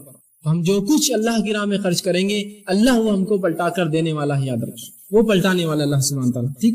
اسی طرح اللہ رب العزت قرآن میں سورہ بقرہ آیت نمبر 268 میں فرماتا ہے جو کہ خرچ کرنے کے خلاف شیطان کیسا ورغلاتا ہے ایک مومن کو، دیکھیے اللہ فرماتا ہے اور کہتا ہے الشیطان یعیدکم الفقر ویأمرکم بالفحشاء واللہ یعیدکم مغفرۃ منہ وفضلا واللہ واسع علیم۔ اللہ کہتا ہے الشیطان یعیدکم الفقر، شیطان تمہیں مسلمانوں فقیری کا ڈر دلاتا ہے، ارے اللہ کی راہ میں خرچ کروں گا تو بچوں کا کیا ہوگا، اللہ کی راہ میں خرچ کروں گے تو معاملات کیا ہوں گے، اللہ کی راہ میں خرچ کروں گے تمہارا اسٹیٹس کہاں جائیں گا، تم کہاں خرچ کرو پیسہ۔ تو شیطان تمہیں فقیری کا ڈر دلاتا ہے، فقرا، وَيَأْمُرُكُمْ بِالْفَحْشَاءِ، اور تمہیں بے حیائی کا حکم دیتا ہے، کیا کرنے لگاتا ہے، تم کو ڈراتا ہے اللہ کی راہ میں خرچ کرنے سے اور بے حیائی کے کام کراتا ہے۔ اور اللہ کیا کہتا ہے، دیکھیے اللہ فرماتا ہے وَاللَّهُ يُعِيدُكُم مَغْفِرَةً، اللہ تم کو بلاتا ہے، وعدہ کرتا ہے اپنی مغفرت کا، منہ وفضلا، اور اپنے طرف سے فضل کا، واللہ واسع علیم، اللہ وسعت والا اور علم والا ہے۔ اس آیت کے تعلق سے جو ہے عبداللہ ابن عباس رضی اللہ عنہ فرماتے ہیں شیطان 2 وعدے کرتا ہے، اللہ 2 وعدے کر رہا ہے۔ شیطان 2 وعدے کیا کر رہا ہے، خرچ کرو گے تو تم ڈوب جاؤ گے اللہ کے نام، اور فحش کرو، گندے کام کرو۔ اللہ 2 وعدے کر رہا ہے، خرچ کرو گے تو مغفرت کروں گا اور جو دیا ہے اس کے فضل کو اور بڑھا دوں گا، فضل وعدہ کر رہا ہے، واللہ واسع علیم، اللہ وسعت رکھنے والا ہے، فضل دینے والا ہے۔ تو شیطان ڈراتا ہے ہم کو، یاد رکھیں، ارے خرچ مت کرو بھائی فلاں ہو جائیں گا، ارے یہ مت کرو بھائی ایسا ہو جائے گا، وہ ڈراتا ہے، ڈری مت اس کے بہکانے سے۔ اور ایک مال تو ایسی چیز ہے، یہ ایسا دوست ہے اور ایک ایسا ساتھی ہے جس کے تعلق سے اللہ کے رسول فرماتے ہیں 3 دوست ہے، 3 دوست ہے۔ ایک دوست تو وہ ہے جو انسان کے مرتے اس کا ساتھ چھوڑ دیتا ہے، دوسرا دوست وہ ہے جو قبرستان تک ساتھ آتا ہے، اور تیسرا وہ ہے جو خبر میں اور آخرت میں ساتھ آئیں گے۔ پہلا دوست جو سب سے انسان کا پکا دوست ہوتا ہے لیکن سب سے بے وفا ہے وہ مال ہے، مرتے ہی ساتھ چھوڑ دیتا ہے وہ۔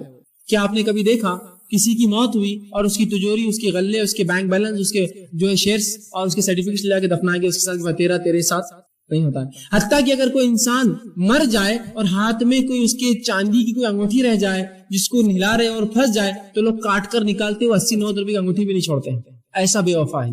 اگر خبر کے اندر کوئی مٹی ڈال رہا اور جیب میں سے کوئی سکہ گر جائے تو بولتا رک جاؤ، پیسہ نہیں۔ اتنا بے وفا ساتھی ہے، اور اس سے سب سے زیادہ محبت انسان کرتا ہے، سب سے زیادہ اس کے لیے حرام خوری، رشتوں کو توڑتا ہے، لوگوں کو اذیت دیتا ہے، مالوں کو لوٹتا ہے، بیجا وہ کرتا ہے، سب کرتا ہے۔ یہ ساتھی مرتے ہی آپ کا ساتھ چھوڑتا ہے، بولتا بس میرا معاملہ ختم ہوا۔ دوسرے ساتھی رشتہ دار جو صرف قبرستان تک دفنانے آتے ہیں، کوئی اپنے ماں باپ کے ساتھ خود دفن نہیں ہوتا، کوئی بیوی بچوں کے ساتھ خود نہیں جاتا۔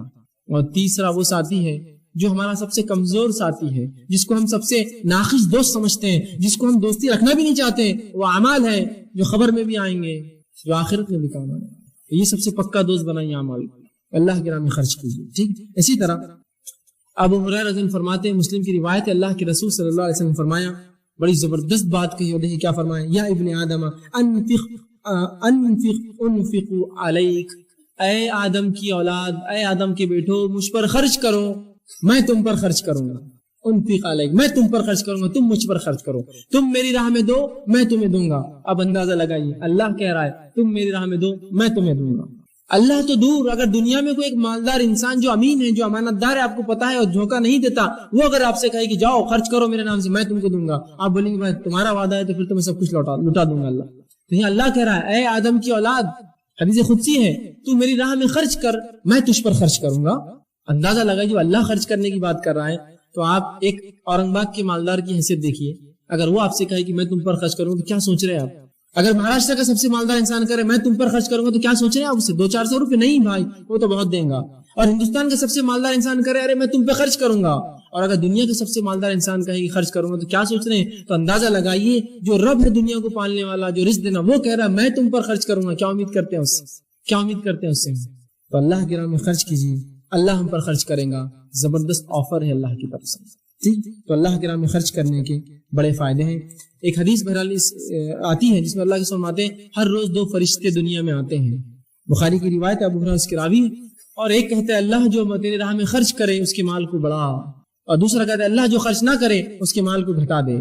تو اللہ کے راہ میں جو مال خرچ نہیں ہوتا وہ خود بخود گھٹ جاتا ہے، ٹھیک۔ اب اسی طرح چھٹا اصول ہم رزق کو بڑھانے کے لیے کیا کریں گے، وہی ہے کمزوروں کے ساتھ احسان کیجیے۔ کمزور کون ہو سکتا ہے؟ بوڑھے لوگ جو ضعیف ہیں، اور احسان صرف پیسوں سے نہیں ہوتا، یاد رکھیے، ہم سمجھیں تو احسان بولتے صرف پیسے نہیں، ایک مالدار انسان لیکن بوڑھا ہے اس کی مدد کیجیے، اس پہ احسان ہے آپ۔ کمزوروں کے ساتھ احسان کیجیے، یتیم ہیں، بیوائیں ہیں، مسکین ہیں، بچے ہیں، ہے نا، مصیبت زدہ لوگ ہیں، آفت اور بلاؤں میں پھنسے ہوئے، جیسا زلزلے آ گئی، یہ کمزور لوگ ہیں، مدد کیجیے، ان پر احسان کیجیے، اس سے رزق بڑھتا ہے۔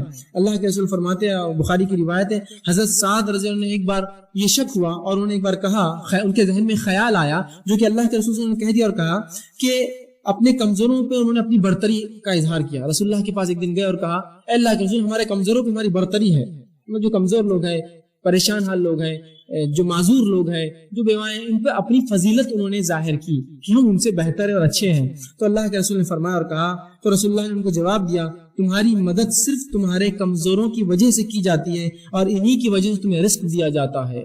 اللہ تمہاری مدد تمہارے کمزوروں کی وجہ سے کرتا ہے، اپنی فضیلت مت جھاڑو ان پر۔ تم یہ سمجھ رہے ہو کہ اس لنگڑے کو، اس یتیم کو تم پال رہے ہو، ارے اس کی وجہ سے تمہاری نصرت، تمہاری مدد اللہ کرتا ہے مشکلوں میں، اور اس کی وجہ سے تم رزق دیے جاتے ہو، رزق ملتا ہے۔ تو کمزوروں کے ساتھ احسان کیجئے، اور احسان ہمیشہ صرف مال سے نہیں ہوتا، یاد رکھیے، احسان صرف مال سے نہیں ہوتا ہے۔ خندہ پیشانی سے ملنا، خوش حال سے ملنا، یہ بھی احسان ہے، یاد رکھیے، خوشی سے ملا، میرے بھائی آگے آئیے مجھ، یہ ہے کمزور۔ اور واقعی میں ایک انسان جو کمزور ہے، مصیبت زدہ، پریشان ہے، آپ کی ایک ہنسی اس کے کئی غموں کو دور کر دیتی ہے، ایک ہنسی مسکرا کے مل گیا، میرے بھائی کیسا ہے۔ خندہ پیشانی سے ملنا، بوقت ضرورت مال خرچ کرنا، لوگ مصیبت میں تو مدد کرنا، یہ سب احسان ہے، یہ سب احسان ہے۔ صرف احسان یہ مت سمجھیے کہ پیسے دینا احسان، نہیں، اور بھی چیزیں احسان ہیں، اور ان کے لیے دعائیں کرنا یہ بھی احسان ہے، یاد رکھیے، دعائیں کرنا، خندہ پیشانی سے خوشی سے ملنا اور مدد کرنا، اور تعاون جب ضرورت پڑے کرنا، جب ضرورت پڑے اپنے وسیلے سے کوئی کام ان کا کروا دینا، یہ بھی احسان ہے، یہ بھی احسان ہے۔ احسان کیجیے کمزور لوگوں پر، چاہے وہ بیوہ عورتیں ہوں، یتیم بچے ہوں، معذور ہو، مسکین ہو، کمزور ہے یہ سماج کی، مدد کیجیے ان کی، احسان کیجیے جو کچھ اپنے طرف سے کر سکتے ہیں۔ اتنا تو کر سکتا ہوں میں کہ ایک معذور کو اگر گاڑی نہ دلا سکوں تو کبھی موقع مل جائے تو اس کو اٹھا کے گود میں دوسرے کا چھوڑ تو سکتا ہوں، یہ میرا احسان ہے اس پر۔ ضروری تھوڑی کہ ہر بار میں پورا کر سکوں، یہ سوچیے، ہم میں وہ جذبہ بھی ختم ہو گیا۔ کئی بار ہوتا ہے کہ کچھ لوگ دکھتے ہوں گے آپ کو سڑک پر معذور، جو اپنی سائیکل چڑھاتے ہوں گے، چڑھاؤ پر جو چڑھتی نہ ہوں گی، لوگ دیکھتے ہیں یہ نکلا کیوں ہوگا معذور گھر سے باہر، ارے میرے بھائی وہ مصیبت میں، اس کو پہلے دھکا دے کر اوپر چڑھا۔ عجیب معاملہ ہے، کمزوروں کے تعلق سے اس امت کے پاس کوئی رحم نہیں ہے، بلکہ کمزور لوگ نشانہ اور ٹارگٹ ہے ہمارے لیے کہ ان کو تکلیف دی جائے۔ اب مل جائے ایک آدمی جس کا مزہ لی جائے، ان پر احسان کیجیے، اللہ نصرت کرے گا، مدد کرے گا ہماری، اور جو ہے رزق میں اضافہ دے گا۔ ٹھیک، اسی طرح مسند احمد کی روایت ہے، آپ صلی اللہ علیہ وسلم فرمایا، ابو درداء رضی اللہ عنہ حدیث کے راوی نے کہا کہ میری رضا کمزور لوگوں کے ساتھ احسان کرنے سے حاصل کرو۔ اگر تم چاہتے ہو کہ میں راضی رہوں تم سے قیامت کے روز، رسول اللہ فرماتے ہیں تو کمزوروں کی مدد کر کے میری رضا حاصل کرو قیامت کے روز، میں راضی ہو جاؤں گا تم سے اگر تم کمزوروں کی مدد کر کے آؤں گے، وہ عمل کر کے آؤں گا تو میری رضا کمزوروں سے مدد کر کے حاصل کرو، حاصل کرنے کی کوشش کرو، کیونکہ تمہیں اپنے کمزور اور ضعیفوں کی وجہ سے رزق اور نصرت دی جاتی ہے۔ رزق جو ملتا ہے نا اور جو مدد آتی ہے اللہ کی، یہ کمزوروں کی وجہ سے آتی ہے۔ تو یہ نہ سمجھے کہ ہم بڑے اونچے ہیں ان سے، بلکہ اللہ کا شکر ادا کرے کہ اللہ نے مجھے اچھا رکھا، اب میں ان کی مدد کروں، اس لیے کہ کمزوروں سے جو قوی ہے وہ آزمائے جاتے ہیں، مالداروں غریبوں سے مالدار آزماتا ہے، دنیا میں اللہ آزماتا ہے ایک سے دوسرے، جس کو صحت دی اس کو کمزوروں سے آزماتا ہے، اللہ دیکھتا ہے اس کی مدد کرتا ہے کہ ٹھیک ہے، تو ان کی مدد کیجیے۔ ساتواں پوائنٹ جو چیز ہم کریں گے حصول رزق کے لیے وہی ہے کہ اللہ کی عبادت کے لیے فارغ ہونا، اس کا بڑا اجر ہے، اس سے رزق میں اضافہ ہوتا ہے۔ اب میں جب کہہ رہا ہوں اللہ کی راہ میں فارغ ہونا، تو آپ یہ مت سمجھیے کہ اب وہ جو ہے بوریا بستر لے کر اب بولیں گے اب مسجد میں رہنے جا رہا میں، بھی بچوں کو بھائی اب بس اب تم رہو، بہت دن ہو گئے، اب میں اللہ کے راہ میں فارغ ہوں۔ نہیں، فارغ ہونے کا علماء معنی لکھتے یہ ہے کہ جو کچھ عبادت بندہ کرے خالص اللہ کے لیے کرے اور مکمل خشوع و خضوع سے کرے، یہ ہے اللہ کے لیے فارغ ہونا۔ مثال کے طور پر مسجد میں جا رہا ہوں نماز کے لیے، تو مکمل خشوع اور خضوع اور اخلاص کے ساتھ نماز پڑھوں تو یہ اللہ کے لیے فارغ ہونا ہوا۔ سمجھ رہے بات؟ یہ ہے فارغ ہونا۔ تو یہ مت سمجھیے آپ کہ اب سب چھوڑ دینا دنیا آپ کو، نہیں، جو کچھ کروں گا خالص نیت سے اور خشوع اور خضوع، اعضاء اور جوارح، دل اور دماغ سب میرا اس عبادت میں ہوگا، چاہے نماز پڑھ رہا ہوں، روزہ رکھ رہا ہوں، زکات دے رہا ہوں، حج کر رہا ہوں، عمرہ کر رہا ہوں، جو کچھ کروں، پوری ذکر و اذکار کر رہا ہوں اللہ کے، سب مکمل اپنے آپ کو اس میں اس کے اندر جو شامل کر دوں اور وہ عبادت کروں، یہ ہوتا ہے فارغ ہونا۔ آئیے اس کے تعلق سے مسلم کی روایت ہے، اللہ رب العزت فرماتا ہے، اللہ کے رسول فرماتے ہیں ان تعبد اللہ کانک ترا۔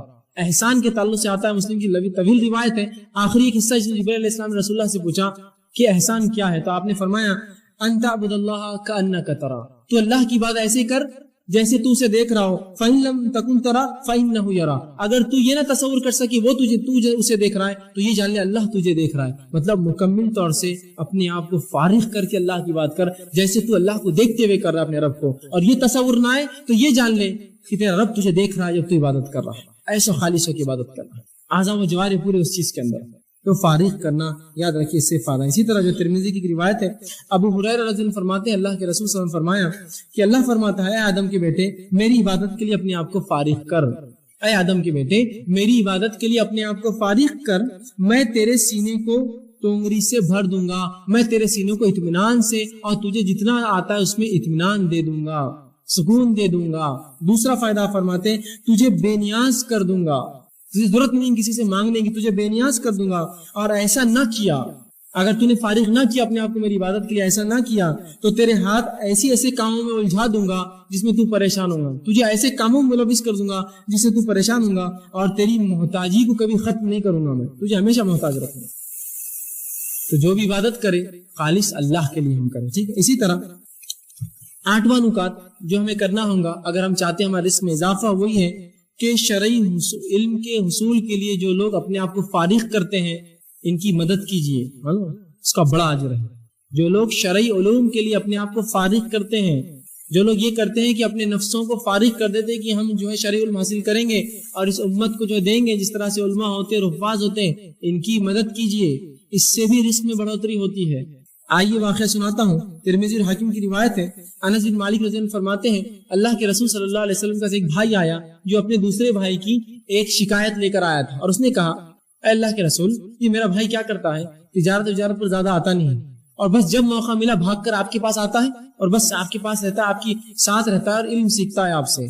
تو اللہ مطلب کمپلین شکایت کرنے لگا، اللہ کے رسول نے فرمایا شاید تجھے رزق اسی کی وجہ سے دیا جاتا ہے، اس طرح بھائی کی شرعی علم سیکھنے کی بنیاد پر ہی شاید تجھے اللہ رزق دیتا ہے۔ تو شرعی علوم کے لیے جو فارغ ہوتے ہیں ان پہ خرچ کیجیے، ان پہ خرچ کیجیے۔ عبداللہ بن مبارک رحمہ اللہ جو کہ امام بخاری کے بہرحال استاد بھی ہیں، ان سے جب کسی نے پوچھا کہ میں صدقہ کس کو دوں، اگر میں کچھ خرچ کرنا چاہوں تو کس پہ خرچ کروں، تو انہوں نے کہا کہ تو علماء پر خرچ کر، اس لیے کی طرح سب سے بہترین صدقہ ہوگا، سب سے زیادہ اجر دیں گے۔ جو فارغ کر لیتے اپنے آپ کو اللہ کے دین کے لیے خاص، ان پر خرچ کرنا اس کا بڑا اجر و ثواب۔ آج ہم نے یہ مسئلہ چھوڑ ہی دیا، جو لوگ اللہ کے لیے فارغ ہوتے ہیں ان پر خرچ نہیں کرتے ہیں، اور ان کو سب سے منیمم تنخواہوں پر لا کر چھوڑ۔ اللہ سبحانہ تعالیٰ سورہ کہف سورہ نمبر 18 آیت نمبر اس کی 7 میں فرماتا اور کہتا ہے اِنَّ جَعَلْنَا مَا عَلَى الْأَرْضِ زِينَةً لَهَا لِيَبْلُوَهُمْ أَيُّهُمْ أَحْسَنُ عَمَلًا۔ اللہ فرماتا اور کہتا ہے کہ روئی زمین پر جو ہے ہم نے اسے زمین کی رونق کا باعث بنا دیا ہے، زمین کے اوپر تمام جو چیزیں ہیں ہم نے اسے رونق کا باعث بنا دیا، جو کچھ اللہ نے اس میں پیدا کیا، اس میں رکھا ہے۔ اور آگے فرمایا لَهَا لِيَبْلُوَهُمْ أَيُّهُمْ أَحْسَنُ عَمَلًا، تاکہ تمہیں آزمائے تم میں کون ہے جو اچھے اعمال کرتا ہے۔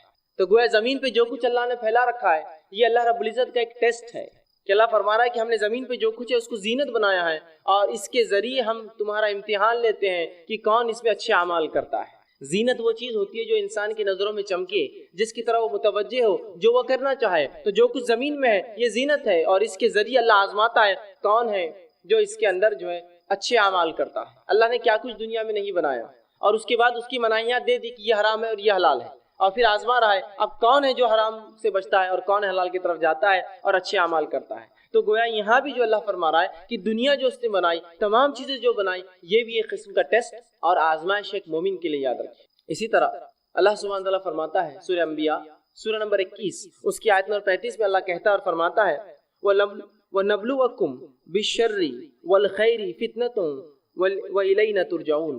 اللہ فرماتا اور کہتا ہے ہم بطریق امتحان، ہم بطریق آزمائش تم میں سے ہر ایک کو برائی اور اچھائی سے جو ہے ٹیسٹ کرتے ہیں۔ ہم بطریق امتحان تم میں سے ہر شخص کو اچھائی دے کر اور برائی دے کر جو ہے جانچتے ہیں، امتحان کرتے ہیں، بھلائی میں مبتلا کرتے ہیں، اور تم سب کو ہماری طرف لوٹ کر آنا ہے۔ تو اس آیت میں اللہ یہ فرما رہا ہے کہ یہ ہمارا طریقہ ہے کہ ہم ایسا ٹیسٹ کرتے ہیں، ایسا امتحان لیتے ہیں لوگوں کو اچھائی دے کر اور برائی دے کر، شر اور خیر دے کر۔ شر اس اعتبار سے کہ ظاہری طور سے لگے مجھے کہ اگر میں ایمان پر چلوں تو دنیا میں نقصان ہوگا، مجھے لگتا ہے، لیکن اس میں آخرت کے اعتبار سے خیر ہے۔ یہی اس اعتبار سے کہ اللہ ہمیں خیر دے دیتا ہے اور آزماتا ہے، کہیں شر کی طرف متوجہ تو نہیں۔ تو گویا اللہ نے جو خیر اور شر دیا ہے یہ دونوں کے ذریعے اللہ رب العزت ہمیں اور آپ کو آزماتا ہے، یاد رکھیں انسانوں کو آزماتا ہے۔ اس کا اصل مقصد ہی یاد رکھیے انسانوں کی آزمائش ہے۔ تو اللہ رب العزت نے اس چیز کو اعلان کر دیا کہ خیر اور شر کے ذریعے اللہ سبحانہ تعالیٰ مجھے اور آپ کو آزماتا ہے، یاد رکھیے۔ تو کسی چیز کا خیر ہونا، اس میں کیسی آزمائش ہو سکتی؟ آزمائش یہ ہے کہ اللہ نے بہت ساری نعمتیں دنیا کی دے رکھی ہے، اب جانچنا چاہتا ہے کیا حرمت سے بچتے ہو یا حرام کاموں میں جو ڈوب جاتے ہو۔ اسی طرح کچھ نعمتیں اللہ دنیا کی چھین لیتا ہے اور پھر آزما کے دیکھتا ہے کیا شکر گزار بنتے ہو اللہ کے یا ناشکری کرتے ہو اس حالت کے اندر۔ تو گویا خیر اور شر دونوں کے ذریعے اللہ رب العزت میرا اور آپ کا، ہم تمام کا جو ہے امتحان لیتا ہے۔ اسی طرح جو ہے جب اللہ رب العزت مومنوں کو لیکن آزماتا ہے، ان کا ٹیسٹ لیتا ہے، تو یاد رکھیے اس آزمائش کا بدلہ بھی دیتا ہے۔ صرف آزمائش یہ نہیں کہ ہمیں صرف ٹیسٹ کیا جائے، آزمایا جائے، بلکہ اس آزمائش کا ہمیں بدلہ ملتا ہے۔ اور نبی اکرم صلی اللہ علیہ وسلم فرماتے ہیں، صحیح مسلم کی حدیث ہے، بہت زبردست حدیث ہے، یاد رکھیے اس بات کو آپ سمجھیے، حدیث میں جو بیان کی جا رہی ہے تو انشاءاللہ العزیز ہر آدمی جس حالت میں ہے اللہ کا شکر ادا کرے گا اور خوش زندگی گزارے گا، افسوس زدہ نہیں ہوگا، پریشان نہیں ہوگا، جس طرح سے آج ہم چھوٹی چھوٹی مصیبتوں پر پریشان ہوتے ہیں۔ آئیے سنیے نبی اکرم صلی اللہ علیہ وسلم کیا فرماتے ہیں۔ آپ صلی اللہ علیہ وسلم ایک مجلس میں بیٹھے تھے، صحابہ آپ کے اطراف تھے، آپ مسکرائے۔ صحابہ نبی اکرم صلی اللہ علیہ وسلم کو دیکھتے رہے کہ آپ مسکرائے۔ جب آپ کا مسکرانا ختم ہوا تو اللہ کے رسول نے پوچھا، کیا تم مجھ سے پوچھو گے نہیں میں کیوں مسکرایا؟ کیا مجھ سے سوال نہیں کرو گے کہ میں اچانک کیوں مسکرایا؟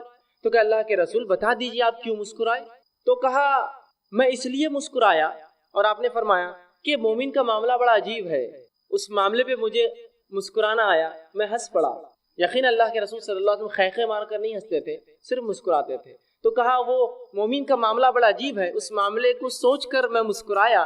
کیا معاملہ عجیب ہے؟ مومن کا معاملہ عجیب ہے، اور وہ یہ ہے کہ جب اللہ رب العزت اسے فراوانی دیتا ہے، دنیا کی اچھی زندگی دے دیتا ہے، اولاد دے دیتا ہے، دھن دولت مال دے دیتا ہے، جب اچھی زندگی دیتا ہے تو یہ شکر ادا کرتا ہے، یہ اس کے لیے اچھا ہے۔ اور جب اللہ اس کو تنگ دستی دیتا ہے، محتاجی دیتا ہے اور دنیا کی زندگی میں کچھ کم کر دیتا ہے تو مومن صبر کرتا ہے، یہ اس کے لیے بہتر ہے، اور یہ دونوں حال میں اس کے لیے خیر ہے کہ اگر اچھائی دے تو شکر کرے، یہ اس کے لیے بہتر، اگر برائی ہو تو صبر کرے، یہ اس کے لیے بہتر۔ اور یہ معاملہ مومن کے علاوہ کسی اور کا نہیں ہے۔ اسی تعجب پر میں مسکرایا، اس بات کا مجھے عجیب لگا کہ اللہ مومن کو دونوں حال میں دیتا ہے بدلہ۔ دیکھیے نا کتنی اچھی بات ہے کہ اگر میں فراوانی میں ہوں، خوشحالی میں ہوں، تب بھی بدلہ پا رہا ہوں اس کا شکر ادا کر کے، اور اگر تنگ دستی میں ہوں، بدحالی میں ہوں، مصیبتوں میں ہوں، کسی آزمائش میں ہوں، تب میں اللہ کے سامنے صبر کر رہا ہوں، اللہ سے اس کا اجر طلب کر رہا ہوں، یہ معاملہ بھی خیر ہے۔ گویا مومن کو مصیبت بھی فائدہ دے رہی ہے، مومن کو جو فراوانی فائدہ دے رہی ہے، تنگ دستی میں بھی معاملہ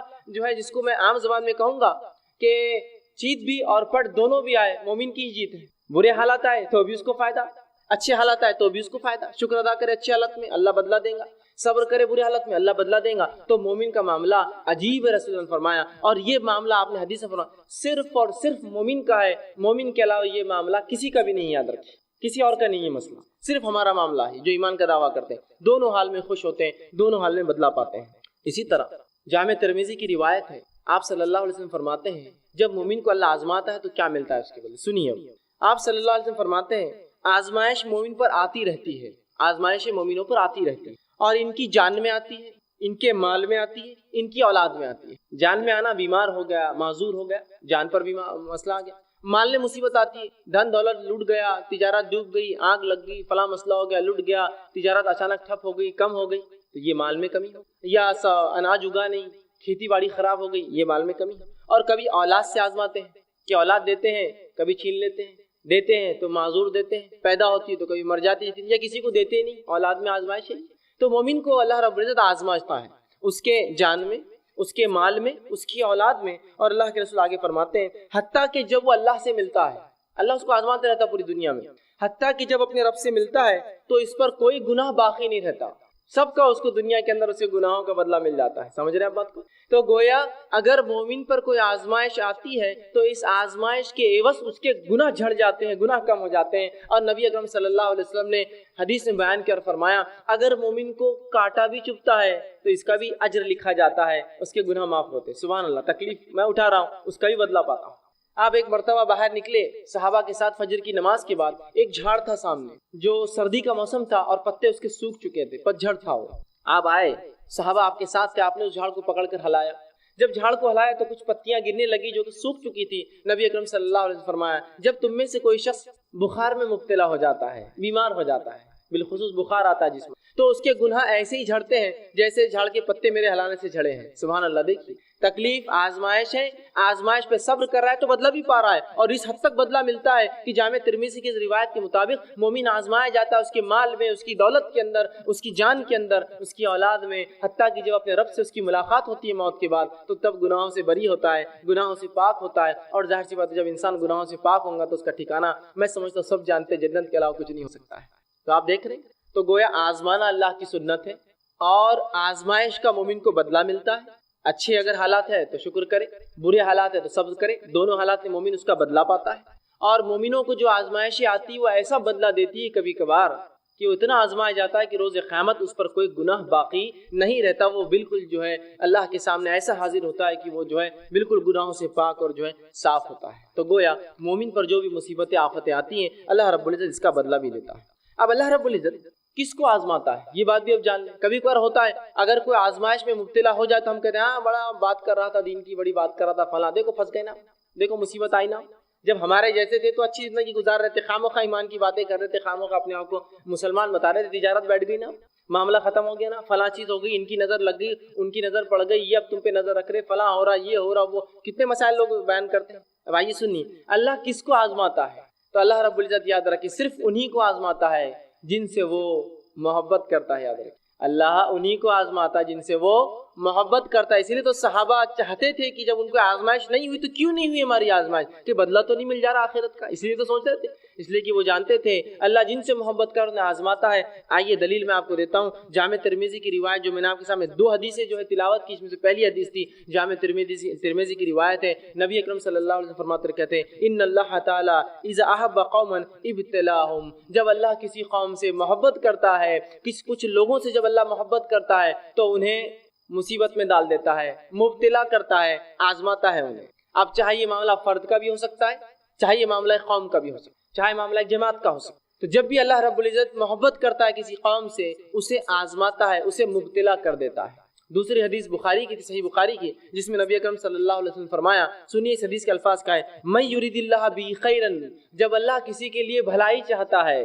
ہم تو سمجھتے ہیں آزمائش تو برائی کی وجہ سے آتی ہے. سنیے من یرید اللہ بہ خیرا، جب اللہ کسی کو خیر دینا چاہتا ہے، اچھائی بخشنا چاہتا ہے، تصب من، اس کو مصیبت میں ڈال دیتا ہے. اس لیے کہ جب مومن مصیبت میں آتا ہے تو مصیبت کا اس کو بدلہ ملتا ہے. تو جب اللہ کسی مومن کے لیے خیر چاہتا ہے اسے مصیبت میں ڈال دیتا ہے، اور مصیبت میں مومن پڑھ کر اگر صبر کرتا ہے تو اس کا بدلہ پاتا ہے، اور اتنا بدلہ پاتا ہے صبر کے مطابق کہ آخرت میں جب رب کے پاس حاضر ہوں گا تو کوئی گناہ اس پہ باقی نہیں رہے گا. تو اللہ جس سے ناراض ہوتا ہے ان کو تو عذاب دیتا ہے، آزماتا. آزمائش اور عذاب الگ چیز ہوتی ہے، ان کو پہ عذاب آتا ہے، زلزلے آتے ہیں، طوفان آتے ہیں، اور پتہ نہیں کیا کیا ہوتا ہے. لیکن جب کسی قوم کو وہ محبت کرتا ہے تو ان کو مبتلا کرتا ہے، ان کو آزماتا ہے کچھ چیزوں سے. جیسا کہ اگر میں دعویٰ کروں میں ایمان لایا تو اللہ آزماتا پھر بیماری دے کر، کہیں بیماری میں شرک تو نہیں کرتا ہے یہ تو دعویٰ کیا مجھ پر توحید کا، ایک اللہ کو ماننے کا، اب بیماری دو اس کو دیکھتے ہیں شرک کرتا ہے کیا، اولاد مت دو اس کو دیکھتے ہیں یہ کسی اور کے در پر تو نہیں جاتا اور جھکتا ہے، چلو آزماؤ. اب اس نے دعویٰ کیا نا ایمان کا.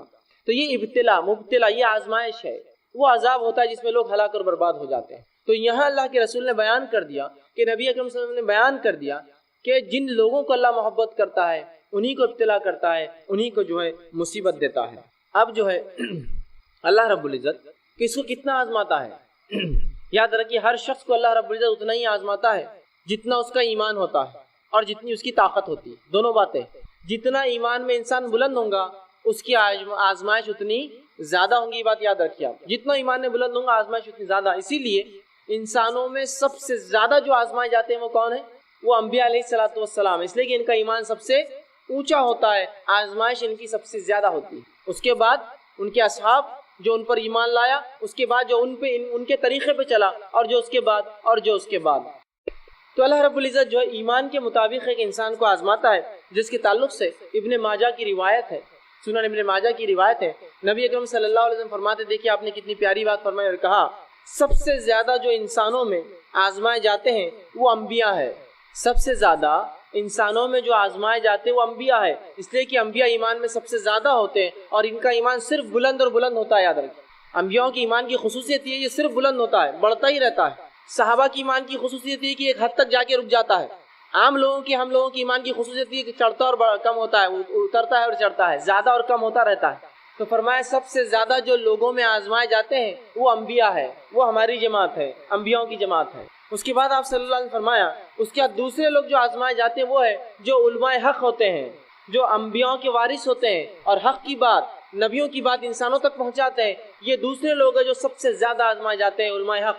اور پھر آپ صلی اللہ علیہ وسلم نے آگے فرمایا اور کہا کہ ان میں سے کچھ لوگ مطلب انبیاء اور علماء، اور پھر فرمایا پھر اس کے بعد صالحین، نیکوکار، جو صالح لوگ ہوتے ہیں، اچھے لوگ ہوتے ہیں، نیکوکار ہوتے ہیں، یہ تیسرے نمبر پہ آزمائے جاتے ہیں۔ تو پہلے نمبر پہ انبیاء، دوسرے نمبر پہ علماء حق، تیسرے پہ صالحین، اور فرمایا ان میں سے کچھ ایسے بھی تھے، انبیاء میں سے، علماء حق میں سے، صالحین میں سے ایسے بھی تھے کہ اللہ نے اتنا کڑا آزمایا، ایسی بیماریوں میں ان کو ڈالا کہ ان کے جسم کے اندر ان بیماریوں کی وجہ سے کیڑے پڑ جاتے تھے۔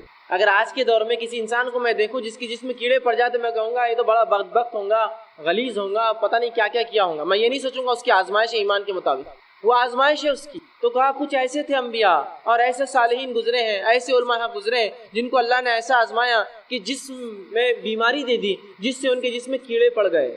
اور فرمایا اس کے بعد اور کچھ کو ایسے آزمایا کہ اتنی غربت دی، جسم سے پہلے آزمایا کیڑے پڑ گئے، ایسی غربت دی کہ پہننے کو ٹاٹ کے کپڑے ہوتے تھے۔ ٹاٹ جو سب سے بدترین، سب سے کھدڑ، سب سے موٹا کپڑا ہوتا ہے، جو کوئی پہنتا نہیں ہے، ہوتا ہے نا موٹا کپڑا، تو اتنے غریب تھے مالی اعتبار سے کہ ٹاٹ پہنا کرتے تھے، کپڑے بھی نصیب نہیں ہوتے تھے، ٹاٹ پہنا کرتے تھے۔ اور کچھ تو ایسے تھے، ان میں رسول اللہ صلی اللہ علیہ وسلم فرماتے ہیں کہ جو کچھ غریب اتنے کہ انہوں نے ٹاٹ کا کپڑا پہنتے تھے، لیکن وہ اس حالت میں انبیاء، علماء اور صالحین اس حالت میں اتنے خوش تھے جتنے تم اچھی حالت میں بھی خوش نہیں رہتے ہو۔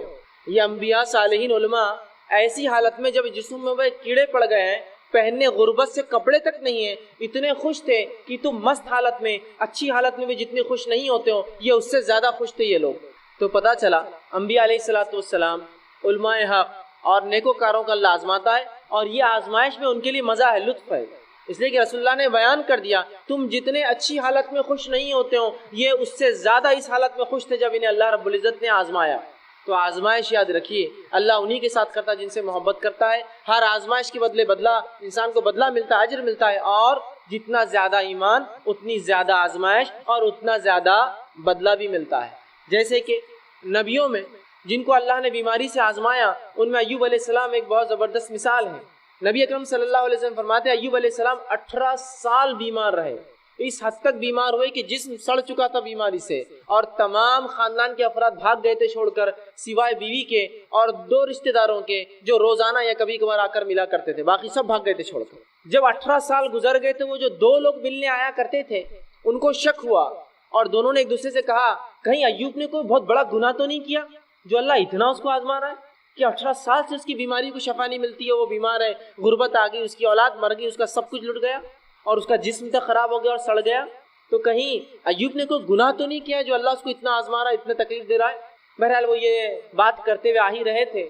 رسول اللہ فرماتے کہ ایوب علیہ السلام جو ہے بیت الخلاء کے لیے گئے، ان کی بیوی ان کے ساتھ تھی۔ جب وہ گئے تو اللہ نے 18 سال بعد ان کی بیماری سے شفا دے دی، شفا یاب ہو گئے، نئی جسم دے دی اور جوان بنا دیا ان کو۔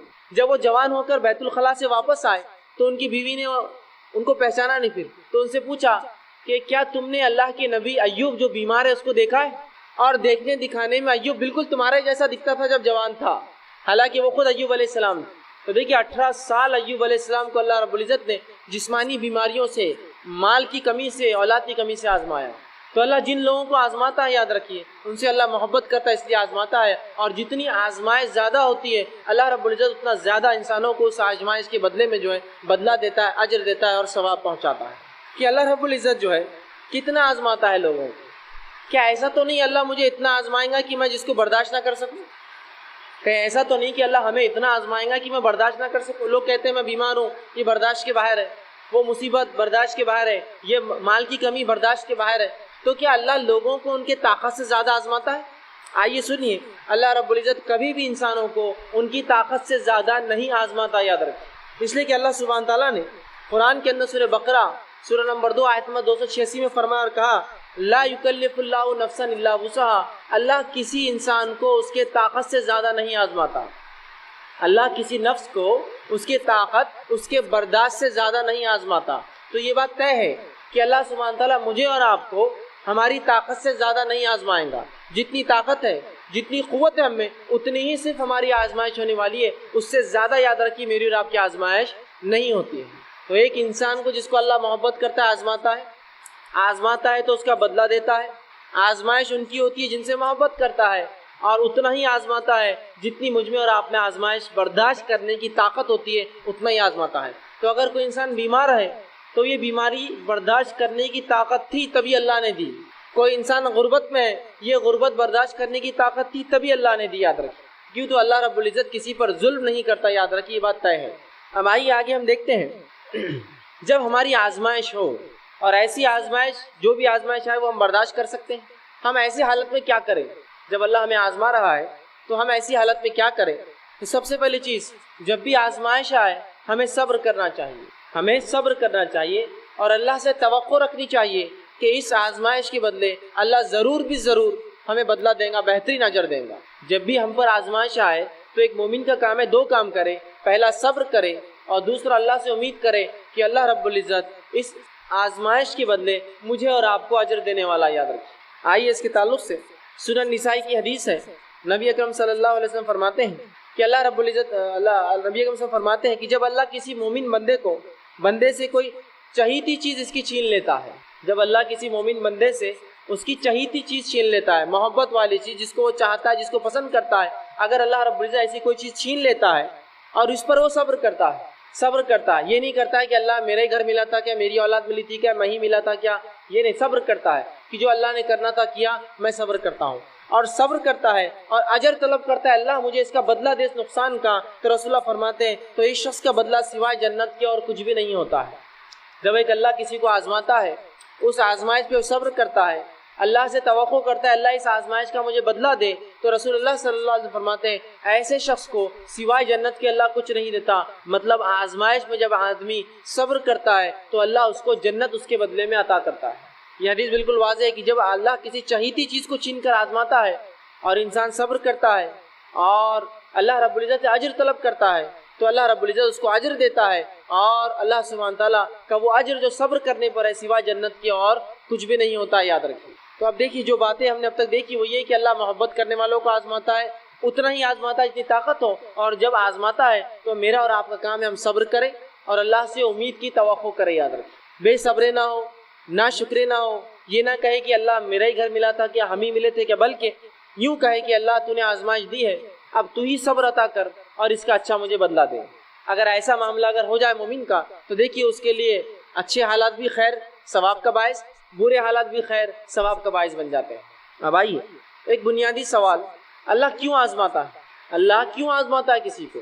آزماتا ہے، بدلہ دیتا ہے، فائدہ سب ہوتی ہے، آزماتا کیوں ہے؟ بنیادی چیز تو میں ایک مثال دے کر اس بات کو آگے بڑھانے کی کوشش کروں گا کہ اگر آپ مجھ پر اعتماد کرتے ہیں، بھروسہ کرتے، سمجھ لیجئے میری شخصیت پر آپ اعتماد کرتے اور بھروسہ کرتے ہیں، میں کسی دن آپ کے گھر پر آیا اور آ کر کہا کہ یہ ایک پیلی سی چیز لایا، ایک ٹکڑا ہے پیلا، اور کہا کہ یہ 1 تولے کا ہے، مجھے کوئی ضرورت ہے، آپ اس سونے کو رکھ لیجئے اور اس کے بدلے مجھے پیسہ دے دیجئے، تو کیا آپ مجھے پیسہ دے دیں گے وہ چیز رکھ کر آپ کے پاس؟ اگر آپ میں سے کچھ لوگ یہ کر سکتے ہیں تو ہاتھ اٹھائیے، میں کل آپ کے گھر آ جاؤں گا پیلا ٹکڑا لے کر اور اس کے بدلے میں پیسہ لے لوں گا۔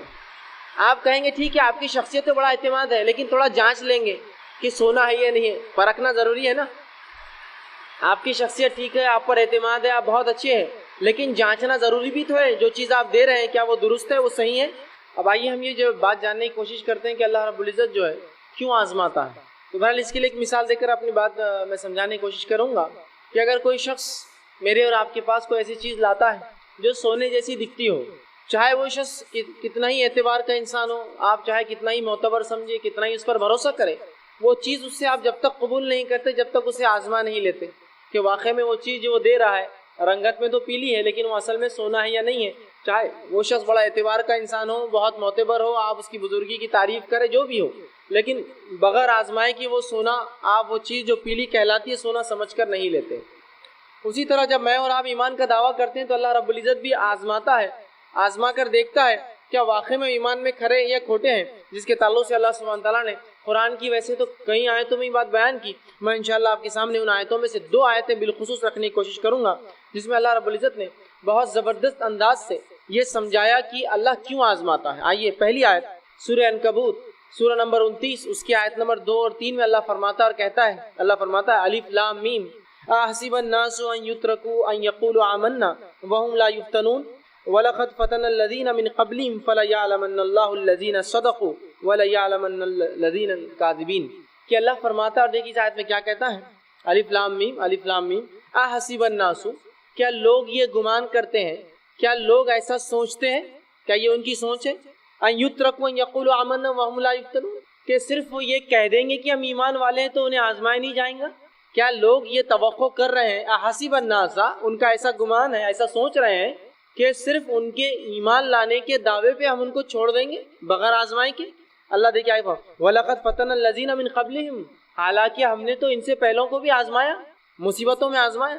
اس کی وجہ فَلَيَعْلَمَنَّ اللَّهُ الَّذِينَ صَدَقُوا، تاکہ اس آزمائش کے ذریعے جان لے کون ہے جو تم میں سے اپنے دعوے میں سچا ایمان کے، وَلَيَعْلَمَنَّ الَّذِينَ الْكَاذِبِينَ، اور جان لے تم میں سے کون ہے جو جھوٹا ہے اپنے دعوے میں۔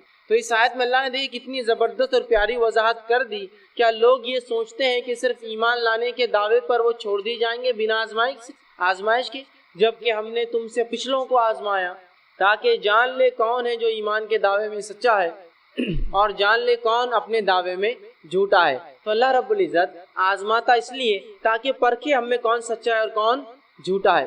آئیے اسی طرح اللہ سبحانہ تعالیٰ سورہ بقرہ سورہ نمبر 2 آیت نمبر 214 میں یہی بات بیان کرتا اور کہتا اور فرماتا ہے، ام حسبتم ان تدخلوا الجنۃ ولما یاتکم مثل الذین خلوا من قبلکم، کیا تم یہ سوچتے ہو کہ تم صرف یہ کہہ دینے پر جنت میں چلے جاؤں گے کہ ہم ایمان لائے، جبکہ ہم نے تمہیں پچھلے لوگوں کے جیسا بھی آزمایا نہیں؟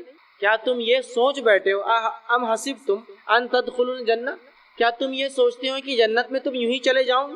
وَلَمَّا يَأْتِكُمْ مَثَلُ الَّذِينَ خَلَوْا مِنْ قَبْلِكُمْ، جبکہ ہم نے ابھی تمہیں پچھلوں کے جیسا کہاں آزمایا؟ پچھلے لوگ جب ایمان لاتے ہم انہیں آزماتے۔ تو کیا تم یہ سمجھتے ہو اے صحابہ، یہ آیت صحابہ کے لیے آئی تھی، کیا تم سمجھتے ہو کہ محمد صلی اللہ علیہ وسلم پر ایمان لانے کا بس دعویٰ کرو گے اور جنت میں چلے جاؤں گے، جبکہ ہم نے ابھی پچھلوں کے جیسا کہاں آزمایا تم کو؟ آگے فرمایا مَسَّتْهُمُ الْبَأْسَاءُ وَالضَّرَّاءُ، اور انہیں ہم بیماریوں سے آزماتے تھے اور مصیبتوں میں ہم نے ان کو ڈال کر انہیں آزمایا۔ اور کیسا آزمایا؟ ذراؤ وزلزلوا حتى يقول الرسول والذين معه متى نصر اللہ، اتنا آزمایا، ایسا جھنجھوڑا، اتنا جھنجھوڑا کہ پکار اٹھے ان کے انبیاء اور رسول، حتى يقول الرسول والذين آمنوا معه، حتیٰ کہ ان کے انبیاء اور ایمان والے پکار اٹھے متى نصر اللہ، اللہ کی مدد آخر اب کب آئیں گی؟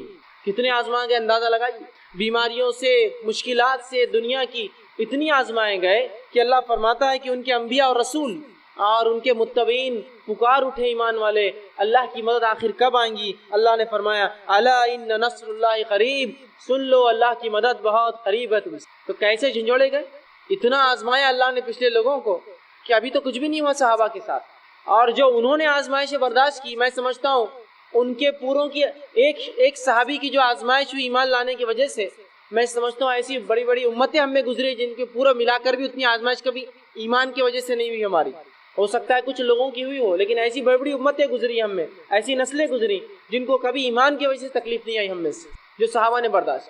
تو اللہ نے صحابہ کو خطاب کر کے کہا کیا تم یہ سوچتے ہو کہ تم جنت میں ہی چلے جاؤ گے، جبکہ پچھلوں کو ہم نے کتنا آزمایا، بیماریوں سے، مال کی کمی سے، دنیاوی آفات سے اتنا آزمایا، اتنا جھنجھوڑا کہ ان کے انبیاء علیہ الصلوۃ والسلام، ان کے رسول پکار اٹھے اور ان کے پیروکار متبعین کہ آخر اللہ کی مدد کب آئیں گی؟ اللہ کی مدد، اللہ نے کہا سن لو اللہ کی مدد بہت قریب ہے۔ تو لوگ بہت سخت آزمائے گئے، اللہ رب العزت نے آزمایا، اور جو لوگ آزمائے جاتے ہیں اور آزمائش میں صبر کرتے ہیں اللہ رب العزت انہیں بدلہ دیتا ہے۔ قرآن میں اللہ رب العزت نے سورہ بقرہ سورہ نمبر 2 آیت نمبر 155 سے آگے بیان کیا، یہ بہت ہی مشہور اور معروف قرآن کی آیتیں ہیں، بار بار ان آیتوں کو ہم سنتے ہیں۔ اللہ فرماتا ہے وَلَنَبْلُوَنَّكُمْ بِشَيْءٍ مِّنَ الْخَوْفِ وَالْجُوعِ نَقْصٍ مِّنَ الْأَمْوَالِ وَالْأَنفُسِ وَالثَّمَرَاتِ فَبَشِّرِ الصَّابِرِينَ، کیا فرما رہا ہے اللہ؟ وَلَنَبْلُوَنَّكُمْ بِشَيْءٍ مِّنَ الْخَوْفِ، ہم ضرور بضرور تمہیں مبتلا کریں گے، آزمائیں گے، خوف سے، والجوع اور بھوک سے، ونقص من الاموال والانفس والثمرات اور کمی سے، مال کی اور جان کی اور پھلوں کی، اور جو ان تمام کی آزمائشوں پر صبر کرے فبشر الصابرین، تو ایسے صبر کرنے والوں کو خوشخبریاں سنا دو الذین اذا اصابتهم مصیبۃ قالوا انا للہ وانا الیہ راجعون، اور یہ وہ لوگ ہیں کہ جب اللہ ان کو مصیبتوں میں ڈالتا ہے، جان کی کمی، مال کی کمی، پھلوں کی کمی، روزی کی کمی، کسی بھی قسم کی کمی میں، تو یہ کہتے ہیں قالوا انا للہ وانا الیہ راجعون، اے اللہ ہم تیری ہی طرف سے آئے ہیں اور تیری ہی طرف لوٹ کر جانا ہے۔ اولئک علیہم صلوات من ربہم ورحمہ واولئک هم المہتدون، اور یہی وہ لوگ ہیں جن پر اللہ کی رحمتیں اور نوازشیں ہو کر رہیں گی، واولئک هم المہتدون، اور اے نبی یہی وہ لوگ ہیں جو ہدایت یافتہ ہے، جو صبر کرے ان تمام تکلیفوں پر۔ تو ان آیتوں میں اللہ رب العزت نے کتنی زبردست بات کہی ہے کہ مومنوں کا شیوہ اور طریقہ تو یہ ہے، آزمائش آتی ہے تو صبر کرتے ہیں، چاہے جان پر آئے، مال پر آئے، پھلوں پر آئے، روزی پر آئے، اولاد پر آئے، کسی بھی معاملے نفس پر آئے، یہ صبر کرتے ہیں، اور جب بھی کوئی مصیبت آتی تو کیا کہتے ہیں؟ قالوا انا للہ وانا الیہ راجعون، ہم اللہ کی طرف سے آتے اسی کی طرف لوٹ کر جانا ہے۔ ایسے ہی لوگوں پر اللہ کہہ رہا ہے اولئک علیہم صلوات من ربہم ورحمہ، ایسے ہی لوگوں پر اللہ کی رحمتیں اور نوازشیں ہو کر رہیں گی، واولئک هم المہتدون، اور یاد رکھ لو یہی لوگ ہدایت یافتہ ہیں، ہدایت پر تو وہی ہے جو آزمائے گئے ہیں۔ تو یہاں بھی دیکھیے آزمائش کو کسوٹی بتایا گیا، ہدایت آزمائش کو کسوٹی بتایا گیا ایمان والوں کہ آزمائش کو یہ بات بتائے گی کہ جو آزمایا جائیں گا اس کے اللہ رب العزت جو ہے بہترین بدلہ دیں گا۔